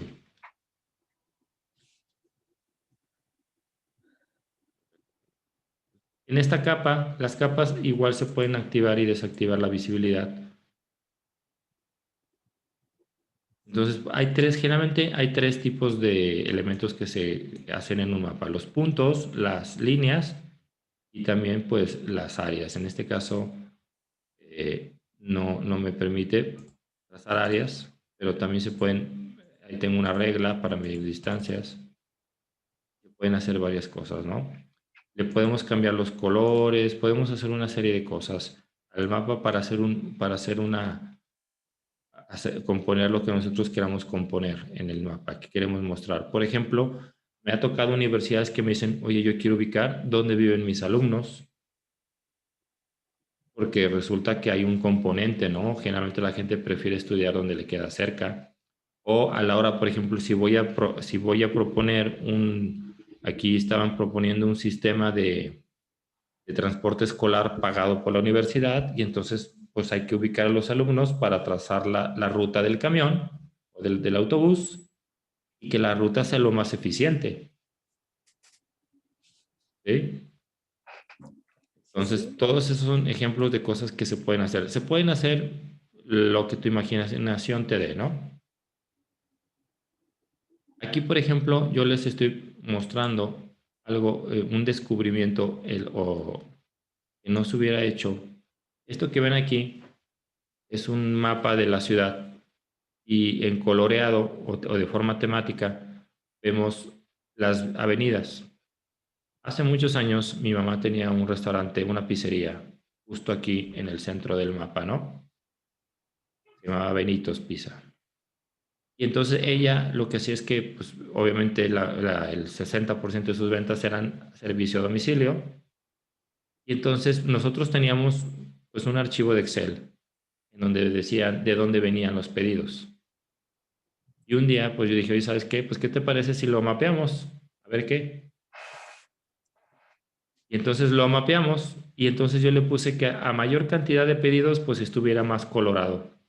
Una colorometría de frío, calor, que colores fríos hay pocos pedidos, colores cálidos muchos pedidos.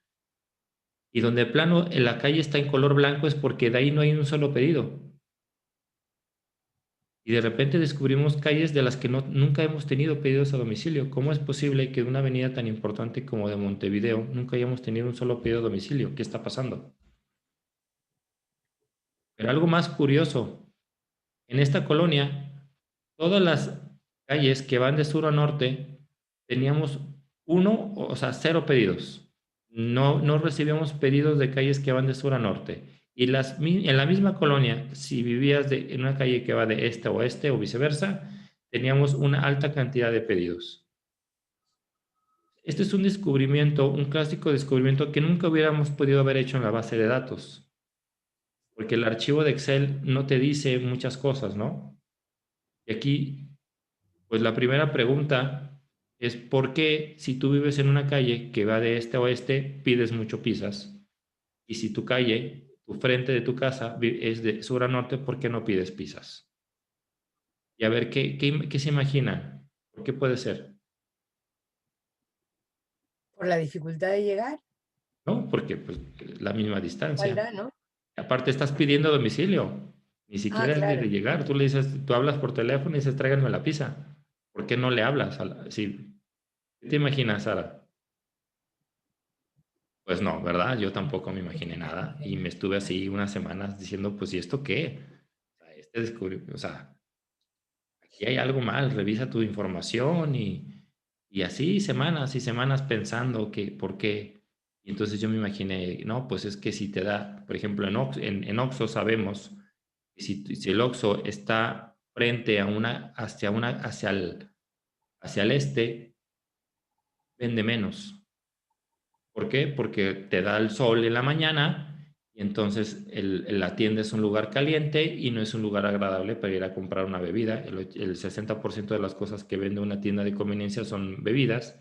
Si vas a ir a la tienda, pero te va a dar más calor, pues entonces no se te antoja ir a pedir, no se te antoja caminar a la tienda. Es un recorrido muy caliente, ¿no? Intuitivamente tú lo sabes. No lo sabes como algo consciente, pero tú sabes que ir a la tienda es ir a sudar. Entonces, pero si eso no está en tu memoria, pues dices, ah, es algo agradable, es una caminata agradable, pero si no, no. Pues en este caso, pues no, porque no caminas al restaurante, tú pides. Y nos rompimos así mucho tiempo hasta que dije, a ver, ¿cuándo vendes más? Pues cuando el repartidor de volantes va y reparte volantes a las colonias y ese día es cuando tenemos más pedidos. Ah, a ver, entonces si lo que mueve tu venta es cuando el repartidor de volantes va y reparte volantes, ¿quién reparte volantes en esta zona? Pues Juan. A ver, Juan, vamos a ver cómo repartes tú los volantes casa por casa. Lo que Juan hacía es que cuando caminaba en la colonia, caminaba moviéndose de este a oeste, pero Juan le daba flojera hacer el recorrido de repartir los volantes así. Y esa era la explicación de por qué no vendíamos en esas casas. Volantes era la propaganda. ¿Ande? Volantes es propaganda. Y cuando reparte los folletos, ¿no? Y esa era la explicación. Pero lo interesante es que nunca habíamos hecho ese descubrimiento si no hubiéramos hecho este mapa, ¿no? Y igual, cuando tú dices, oye, pero es que haces unos descubrimientos tan extraños. Por ejemplo, en psicología, ¿no? Por ejemplo, tú puedes decir, bueno, ¿qué hacen las personas cuando están aburridas? Y entonces lo mapeas y de repente dices, oye, las personas se mueven en esta trayectoria. ¿Pero por qué? Y de repente, por ejemplo, cuando en la tarde, vamos a poner que ahí Tenerife es un lugar caluroso. Medio, sí. Bueno, puede ser muy más caluroso que ustedes en verano, pero más Bueno, o menos una temperatura parecida. Más frío y más, y más calor. bueno, vamos a abrir el mapa de Tenerife aquí de nuevo. Creo que la calle la ciudad está orientada, Santa Cruz está orientado hacia el este, ¿verdad? Sí, Entonces, aquí, por ejemplo, en Puerto Vallarta, aquí está Santa Cruz, está orientado hacia el sureste. Entonces, sí, amanece hacia el mar, ¿verdad? sí, Lo que sucede es que imagino que esta pues es la zona, pues como debe ser la zona vieja porque es el puerto, estoy haciendo suposiciones, me corrigen, ¿eh? es la zona central, sí, Y la zona central debe ser sí, las más casas antigua, más antigua. sí, Y por lo mismo de donde debe ser más comercial, debe de ser más, donde deben estar los exacto, restaurantes, y en la medida en que te alejas, pues debe de estar lo más residencial, como los fenómenos que generalmente se repiten en todos lados, ¿no? exacto, sí. Bueno, y entonces, ¿qué pasa cuando tú recorres de casa hacia acá? Pues que si vas en la mañana, te queda el sol de frente. ¿Estamos de Sí, acuerdo? Vas al trabajo y si tú vienes de hacia acá, pues probablemente te quede el sol de frente, en especial en verano. Sí, pero digo, en especial en invierno y menos en verano, ¿no? Y esto nunca me lo he afecta. planteado, ¿Ande? que nunca me lo he planteado. Nunca, pero llega un momento, por ejemplo, aquí yo sé que en la tarde, pues si yo voy hacia el oeste, pues me queda el sol de frente. Y esto Sí, afecta nuestro comportamiento. Por ejemplo, si tú vendes helados o cualquier cosa que sea así fresca en la tarde, pues resulta que si vienes de casa acá, no te queda el sol de frente. Entonces es un trayecto, no te queda y ese simplemente componente cambia la probabilidad de que tú lo hagas, el trayecto. Entonces, por ejemplo, en Puerto Vallarta, que está al revés, está orientado hacia el oeste, pues resulta que ir desde la zona residencial a la zona donde están los restaurantes, pues es un trayecto donde el sol te da de frente. Y eso afecta tu sensación de calor, tu sensación de que el trayecto es agradable y te cambia la probabilidad de hacerlo, ¿no? Entonces, a final de cuentas, pues los animales y nosotros, por ende también, hacemos trayectorias o nos comportamos y nos movemos según la orografía, según la altitud, según el sol, según muchas cosas, y no nos percatamos de eso. Pero podemos encontrar y podemos hacer esos descubrimientos cuando mapeamos muchas cosas, ¿no?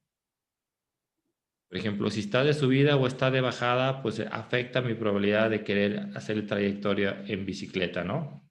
O hacerlo sí. caminando. Y todo eso, pues, a la vez, a lo mejor no lo sientes, pero lo haces con el tiempo, ¿no? En Santa Cruz todo cuesta, Exactamente. sube o baja, o sea que eso también afecta. Claro, afecta. La laguna, por ejemplo, que es donde está la universidad, es más plana, pues también ayuda más a usar la bicicleta. En Santa Claro. Cruz de Cuesta es muy poca bicicleta, porque hay unas cuestas que, como No, decimos aquí, agüita, para y no es subir lo y bajar. mismo decir, a ver, sabes que voy a traer algo a la tienda, voy a comprar algo, pues si vas de bajada y regresas de subida con la bicicleta más pesada, pues se siente menos agradable hacerlo, ¿no? imagino, yo nunca lo he hecho, sí. Bueno, entonces, todo eso afecta. Entonces, son cosas que se consideran eh, importantes. Vamos a terminar concluyendo, para cerrar la plática ya. El geoanálisis o hacer mapas y procesar la información aquí, pues siempre se ha sabido que es uno de los análisis más poderosos que podemos hacer. Los militares, yo creo que en ese sentido lo tienen perfectamente claro, ¿no? Hay un dicho militar que dice que tu estrategia es tan buena como tu mapa. Si tu mapa es malo, tu estrategia va a ser mala, ¿no? También hay otros dichos militares que pues la guerra se gana y se pierde en tu proceso de logística. Si tú no puedes suplirle a tus tropas con armas y alimentos, pierdes la guerra. De Entonces, hecho, aquí hay una, Sara probablemente me pueda corregir, pero nosotros tuvimos, bueno, Canarias, Tenerife, tuvo un ataque de Nelson, el general inglés, ¿no? Uno de los mejores, el almirante inglés, uno de los más importantes, y se acabó venciendo pues, por un tema geográfico, porque cuando llegó a las playas me parece que fue un temporal, y en lugar de poder desembarcar en la zona de ciudad, desembarcó en barrancos. Como aquí hay muchos barrancos, el recomponer las fuerzas ya le mermó todo tipo de posibilidades y de hecho acabó siendo vencido. sí, pues ese es el dicho Y perdió militar. un brazo, o sea que aquí se quedó manco porque además, bueno, pues tuvo un bombardeo en ese momento y perdió un brazo. Entonces, entre la dificultad de, claro, el almirante herido, pero sobre todo fue que acabó desplegado en muchos barrancos, con lo cual la posibilidad de tomar la ciudad fue imposible, fue muy difícil. Bueno, reforzamos el punto, ¿no? Tu estrategia es tan buena como tu mapa. Efectivamente, porque además lo que había aquí no era una defensa seria de la isla, o sea, al final la defendieron agricultores y la defendieron el pueblo llano a base de asadas y de palos, ¿entiendes? No era Ujú. que tuvieran una artillería en condiciones, no, no, no. Y por eso, pues efectivamente me lo recordó por eso que acabas de decir. Sí. Y otro aspecto, por ejemplo, ahora con lo de la pandemia, bueno, pues el virus no se mueve, pero la movilidad afecta, ¿no? Por ejemplo, un país mal conectado, pues le dificulta al virus esparcirse. Un país bien conectado con buenas vías de comunicación, en donde las personas tienen mucha movilidad, pues el virus se esparce más rápido.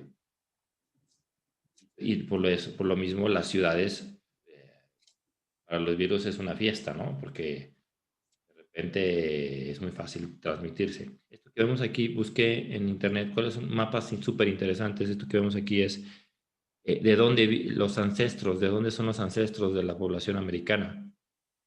Por ejemplo, podemos ver que toda la parte que está pegada con México, pues los ancestros son mexicanos, pero también hay ancestros mexicanos en regiones.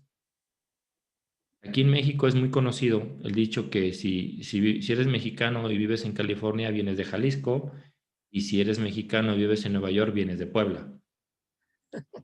Entonces, aquí, por ejemplo, podemos ver la población afroamericana está en esta zona, principalmente, y en la zona, obviamente, esta es la principal, pero no la única, ¿no? Y entonces, esto es un ejemplo que también te habla esto todavía tiene repercusiones el día de hoy, ¿no? Pero, por ejemplo, hablamos de noruegos y bueno, y noruegos, pues aquí están los noruegos. ¿O dónde están los ingleses? Bueno, ingleses, etcétera, ¿no? Franceses, bueno, franceses, donde hay franceses, y por lo mismo, donde se habla francés. Un mapa muy interesante, ¿no? Sí. Otra conclusión, pues los mapas te permiten hacer descubrimientos totalmente inesperados que no hubieras hecho nunca con una grafiquita en Excel.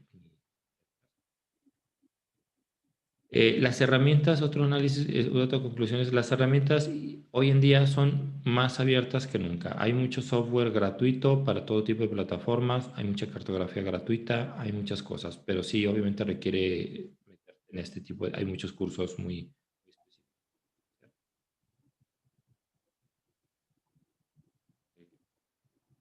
Y les iba a enseñar otro mapa muy interesante. Este mapa es el uso de energía por población. Entonces, esto, por ejemplo, lo que vemos ahí también son el, estas vialidades, no son vialidades, son las líneas de transmisión de energía eléctrica, ¿no? Y donde se consume más energía eléctrica. Entonces, bueno, también, por ejemplo, pensemos esto en temas medioambientales, ¿no? Sí. Un buen análisis geográfico te ayuda a entender la biodiversidad y cómo somos, con todo el tema medioambiental. De hecho, yo creo que una de las ciencias que menos utiliza los mapas, fíjate que probablemente sea de la psicología. Yo creo que Pues, todavía porque no hemos sabido o no se le ha dado la importancia, pero por ejemplo, si quisieras mapear trastornos mentales principales y lo representaras en un mapa, harías descubrimientos, ¿no? Oye, ¿cómo es posible que en esta zona haya este trastorno mental esté tan alto y por qué lo relacionas con la altitud, etcétera, o lo puedes relacionar con muchos aspectos, ¿no? de hecho, sí se sabe que hay zonas donde, por ejemplo, hay más intentos de suicidio, más suicidio, y Sí, tiene que ver también con el sol. Por sí. ejemplo, Irlanda o países con mucha lluvia, pues Los países tienen nórdicos mayores. el día de ayer festejaron su noche, el inicio de su noche polar. Van a tener 2 meses de noche. Y es, Pues eso condiciona, por ejemplo, eso, el tema de mayor depresión sí, aparece relacionado con los sitios también. así es. Pero pudiera Pero verte, no, sí, sí, pero no se ha hecho mapas, que sería muy sí, interesante. y Mapas de salud mental. lo puedes mapear y puedes hacer descubrimientos, a lo mejor, por ejemplo, donde descubrieras tú que hay una relación entre otro tipo de cosas menos aparentes, ¿no? Y después estás así como yo, que duré semanas rompiéndome la cabeza de cómo es posible que no tengamos pedidos de esas calles, ¿no? Y resulta que es algo práctico, y igual, sí, claro, pues es que esto tiene que ver, ¿no? Por ejemplo, aquí en México, eh, las fronteras de México, la frontera México-Estados Unidos Sí. es una zona muy violenta, pero, y dices, bueno, ¿por qué es más violenta las personas de allá? Bueno, hay toda una combinación de factores que predisponen a eso, ¿no? Y claro, por ejemplo, si tú ves de dónde son oriundas las personas de Tijuana, pues resulta que solamente el 5 o 10% son de Tijuana y todos los demás son de otros lugares, ¿no? Claro. Y son personas que están atrapadas queriendo pasar a Estados Unidos y están viviendo ahí casi a fuerzas y pasan muchas cosas ahí, ¿no? Y este es Ajá. otro mapa que me pareció ya chistoso, pero muy bonito. Es el mapa del taco en México, ¿no? ¿Qué tipo de taco se consume en México según la región? Y claro, pues el tipo de taco tiene que ver con la parte, o sea, lo explicas desde el punto de vista de la biodiversidad, desde el punto de vista de la disposición de agua, ¿no? Por Claro. ejemplo, en una zona, desértica, pues claro que los tacos al vapor no se usan tanto. En una zona, pues los tacos, por ejemplo, en la Ciudad de México, los tacos al vapor es de lo más común, ¿no? Los tacos de carne, pues también varían, ¿no? El tipo de carne que se usa y tiene que ver con todo esto de la biodiversidad y todo lo que hay, ¿no? Y esto, pues ahora sí que si tú eres viajero y quieres venir a México, pues ya sabes qué taco pedir, ¿no? Por ejemplo, algo tan obvio como los tacos de mariscos y de pescado, pues tiene que ver mucho con que se pesca en la región. No me digas que hay tacos de perros, porque a mí me parece un perro lo que hay al lado del cerdo. Ah, eso es una No. leyenda urbana en México. Ah, Ahí está puesto como chiste, ah, pero es cierto que eh, en la época prehispánica se comía el perro en México. Los Ajá. aztecas comían perro. Y se queda la leyenda de que en México, Ciudad de México, se comen a los perros en los tacos. Es en parte también porque cuando tú vas a la Ciudad de México, te dicen, pues, preguntas el precio de los tacos y te dicen, pues, 5 pesos. Y dices, no, no puede ser porque como lo estás vendiendo a 5 pesos y el costo del kilo de carne es de 100 pesos. O sea, pues no me estás dando carne de res porque no te le saldrías perdiendo a los tacos, ¿no? ¿Qué tacos son? Entonces dicen, no, pues son tacos de perro porque el perro de la calle es gratis y pues se queda el chiste y la leyenda urbana de que los tacos que son muy baratos no son carne de res, son tacos de perro, ¿no? Pero eso nunca se ha comprobado y es entre chiste y leyenda. Aquí hubo un sitio que vendían conejos muy rico y resultaba ser gato. Y lo descubrieron, pero hace muchos años de esto, ¿no? Y entonces descubrieron que de conejo nada, era gato. O sea que también estaban más fáciles de conseguir y más baratos, lo que tú dices. En Muy Baja bien. California hay unos tacos de langosta, que bueno, son la cosa más rica que pueda haber, ¿no? Hay muchos tacos, obviamente, pues el taco es como el plato en México, ¿no? Sí, lo Puedes conozco. poner lo que tú quieras en el taco. Y Pues mira, bueno, el de langosta no lo he probado. Y fui a Baja California, pero fui 2 días, o sea que tengo que volver. sí, sí puedes hacer todo un tour culinario en México, muy interesante nada más del tema del taco, ¿no? Y Y bueno, algo muy interesante aquí es, aquí por ejemplo, parece chistoso el tema, pero en realidad aquí se conjuntan los aspectos culturales, sociales, de la biodiversidad, los aspectos orográficos, todos los aspectos económicos, y todo esto nos ayuda a entender por qué se consume lo que se consume, ¿no? En la medida en la que se consume. Y sería bueno, bonito hacer un mapa de altas capacidades, y probablemente, por ejemplo, de detección, claro, se porque en sabe, realidad supuestamente a la distribución es normal en toda la población, ¿no? Pero claro, cuánto se detectan es luego lo que se sabe.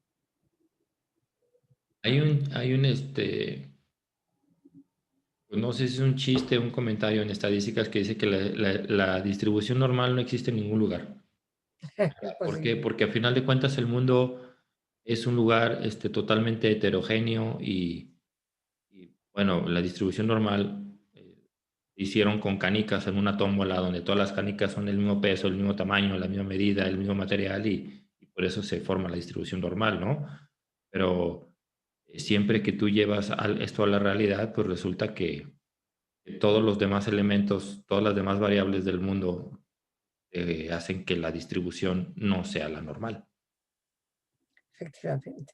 Entonces, por ejemplo, si hiciéramos un mapa de altas capacidades, pudiéramos descubrir, y se sabe, que, por ejemplo, el coeficiente intelectual varía en función a la alimentación que tuviste en la infancia, qué tan sana fue la alimentación.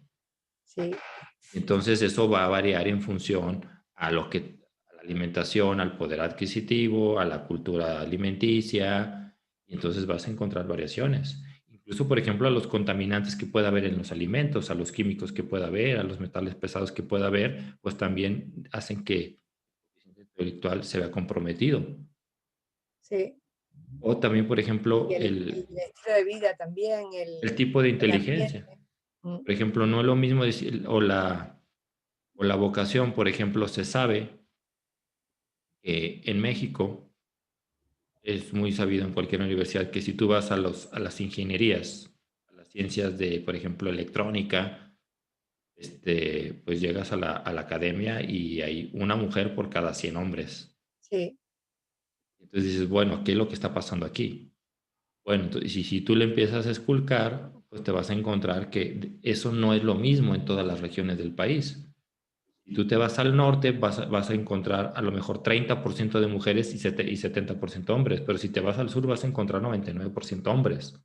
¿Por qué? Pues pues es la región, sí, pero ¿qué está influyendo? Pues está influyendo en un aspecto cultural, están influyendo varias cosas. Incluso lo puedes ver a nivel urbano, ¿no? Que se estudia, pues es que, por ejemplo, aquí en México todavía pasa de que ciertas profesiones y ciertas vocaciones, pues se dan más en ciertas colonias y más en ciertos municipios, ¿no? Sí, sí. Eh, aquí, por ejemplo, incluso hay un mapa de cuál es tu equipo de fútbol preferido según en qué barrio vives. Lógico, sí. Y entonces, bueno, porque y a veces, y hay cosas que dices, no, incluso, por ejemplo, puede pasar que sea, pues es que le vas al equipo de fútbol, dependiendo de tu calle, le va hacia el norte, sur o hacia el este, oeste, ¿no? ¿Qué tiene que ver? Pues no sé, hay que averiguar, ¿no? Y allá es donde haces cosas, haces descubrimientos interesantes. Pues bueno, Ricardo, ya para tesis.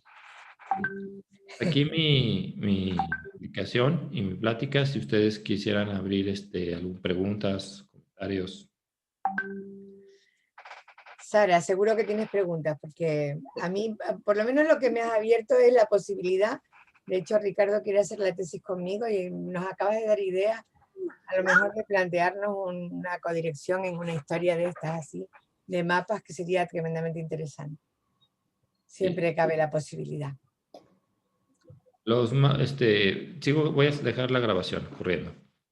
Muy bien, Los sí. mapas son muy atractivos. O sea, para la persona que consulta información, un mapa resulta bonito, atractivo, porque se relaciona con algo que uno conoce. Una gráfica de pie, una gráfica de barras, es algo muy abstracto.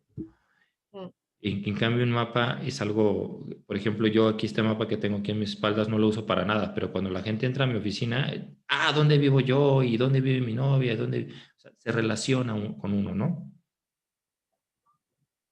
Sara, yo creo que tenías alguna pregunta. Sí, sí, en el mapa de los tacos vi la región de Nayarit, que estoy haciendo ahora un pequeño trabajo sobre los huicholes que están en esa región.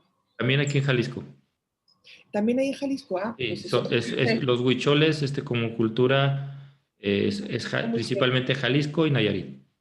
Sí, es que era sobre los que están en Santa Bárbara, creo recordar, que hay un documental de los años 80 de un español que fue para allá y bueno, quizás esté un poco trucado y falseó algunas cosas, entonces claro, estoy yendo a fuentes del siglo XIX para ver qué es lo que había en ese momento y también, bueno, mintió un poco el investigador que fue para allá en el 19 Ujú. y estoy intentando ver qué había de verdad.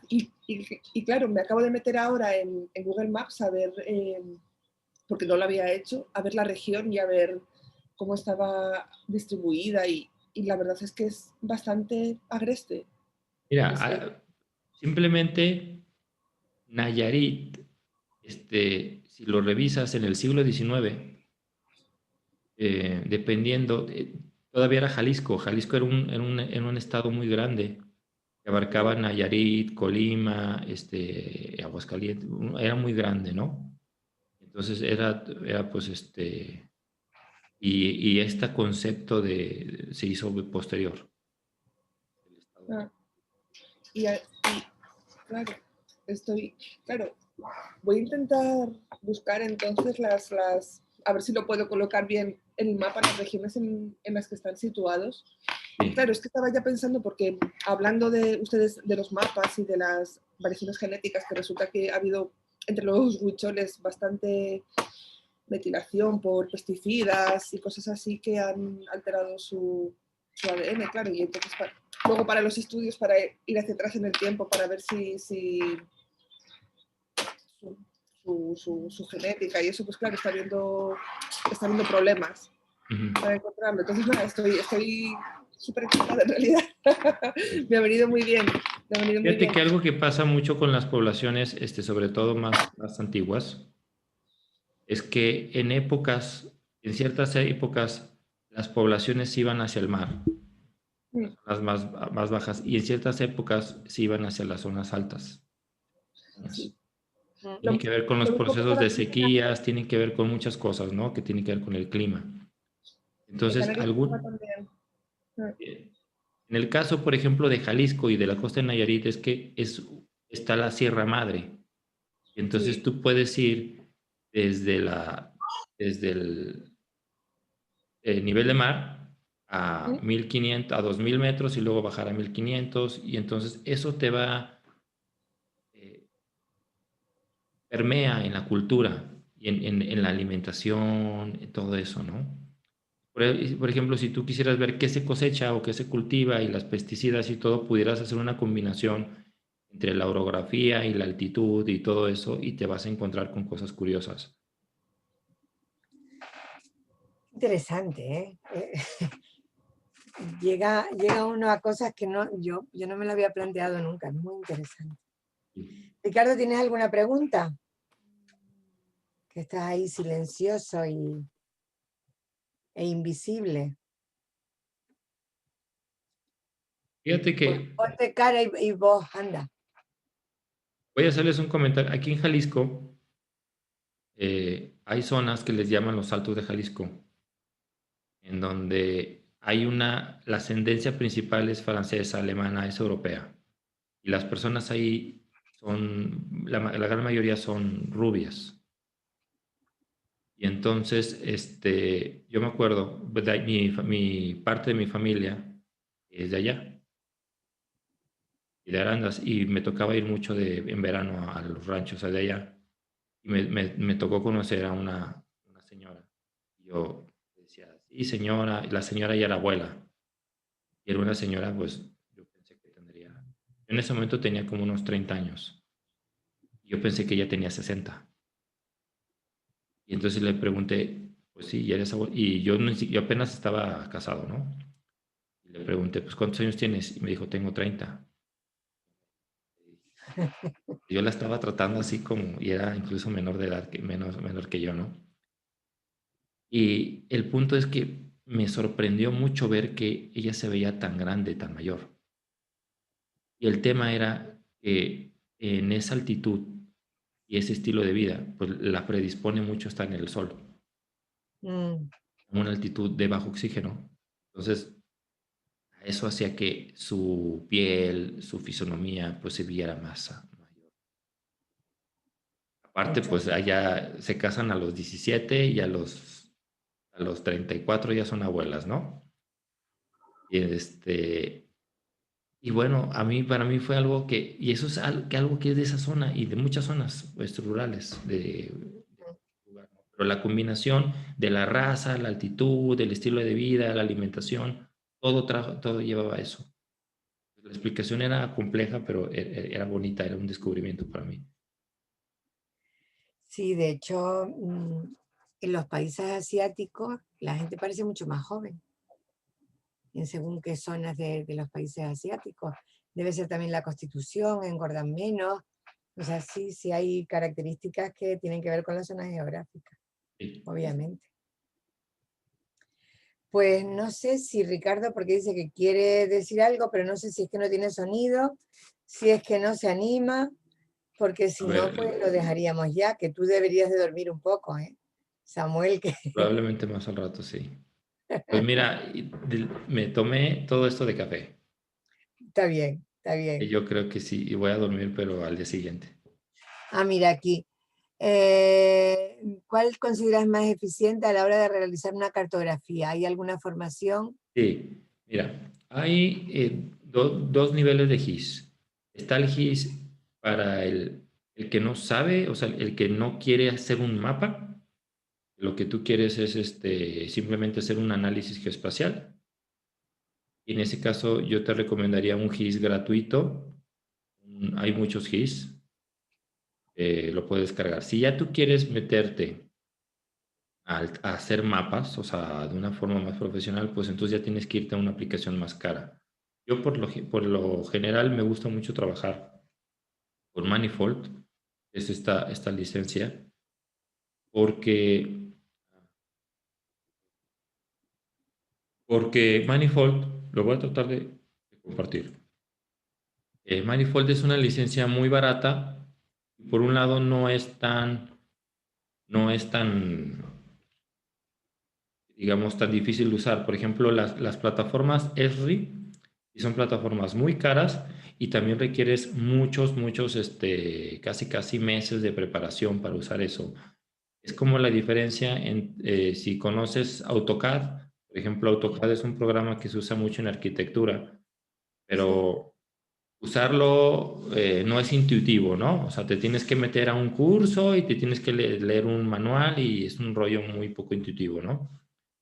Manifold sí es un software muy, muy intuitivo o menos complejo. Es una licencia relativamente barata, $95 es muy barato. Hay algunos que son gratuitos. Obviamente, los gratuitos también sacrifican limita. ciertas cosas, ¿no? El que te 95 cobra es final. licencia anual, mensual o No, cómo es es? ya, es final, o sea, ya es tuyo el Ah, software. pues sí que es barato, sí. Y es barato, y aparte creo que es una licencia de 5 computadoras. Entonces yo, por ejemplo, cuando la compro, la divido en 5 computadoras y me sale barato, ¿no? Aquí mi único consejo es no compres la 9, compra la 8. La 9 es un poco intuitiva, la 8 sí es más intuitiva. La 8 es esta, es la que yo uso. Y aunque parece que es compleja de usar, no, en realidad es muy sencillo porque de este lado tienes toda la información Mm, y de este lado tienes las capas, o sea, como estas capas ponen una arriba de otra para conformar el mapa y es muy fácil prender y activar la información. O sea, todo está a la vuelta de un botón, casi todo se entiende, ¿no? Se parece mucho a un programa de diseño, muy sencillo, ¿no? La diferencia está un programa de diseño es que pues todo está ubicado en latitud, longitud, o sea, todo está georreferenciado y las diferentes fuentes de información tienen el componente, por ejemplo, tienen el componente geográfico. El componente geográfico es pues el dibujo. A ver, ¿dónde está? El dibujo. ¿No? Este es un dibujo, son los mapas. Y aparte tiene la tabla de datos, que parece un archivo de Excel en el sentido de que es una hoja, ¿no? Y bueno, es muy intuitivo. A mí me costó muy poco trabajo, una semana y ya dominas muchos aspectos. Y también te permite hacer cosas más avanzadas, análisis muy específicos, ¿no? ajá, qué bonito. Una buena recomendación sería el Manifold. Algo, por ejemplo, que yo no recomendaría es el Google Earth. El Google Earth sí es bonito en el sentido de que, pues, ahí te puedes meter al Street View y eso, pero si tú le quieres decir, oye, coloréame esta zona según esta estadística, y si le metes y nada más soporta como una cantidad limitada de objetos, por ejemplo, como 1000 objetos en el mapa, y, y después de 1000 objetos en el mapa, el Google Earth ya se traba. Muy bien. Pues yo creo que alguna pregunta más. Samuel, ha sido interesantísimo. Ya te digo que me das ideas. No se me había ocurrido nunca hacer algún tipo de investigación como la que planteas y a lo mejor en un futuro lo hablamos para hacer una codirección, porque yo no me Claro. atrevo a hacer una dirección de tesis, ponerme a hacer mapas, que hasta ahí no llego. Pero es un tema tremendamente interesante. Ha sido una sorpresa. Puede ser muy interesante. Y eso, por ejemplo, algo que puede ser que pase, por ejemplo, en el tema tú que estás altas especialidades, empiezas a mapearlas y de repente dices, oye, me acabo de dar cuenta que tengo muchos alumnos o muchos identificados en estas áreas y en estas áreas no. ¿Por qué? Porque ahí Claro. no, el sistema de identificación no está funcionando en esa zona, ¿no? Y nunca te hubieras Sí, dado cuenta hasta que lo mapeas. muy bien, pues es una ¿Eh? idea. La tenemos por ahí. Ándale, pues gracias África, Muy gracias bien. Sara, Pues gracias a Ricardo, ti que tengas buen y, día. y encantada de conocerte. Muy bien. Muchas gracias. Hasta luego, nos vemos. Bye bye. Hasta luego. Les mando después en una liga el video. Sí.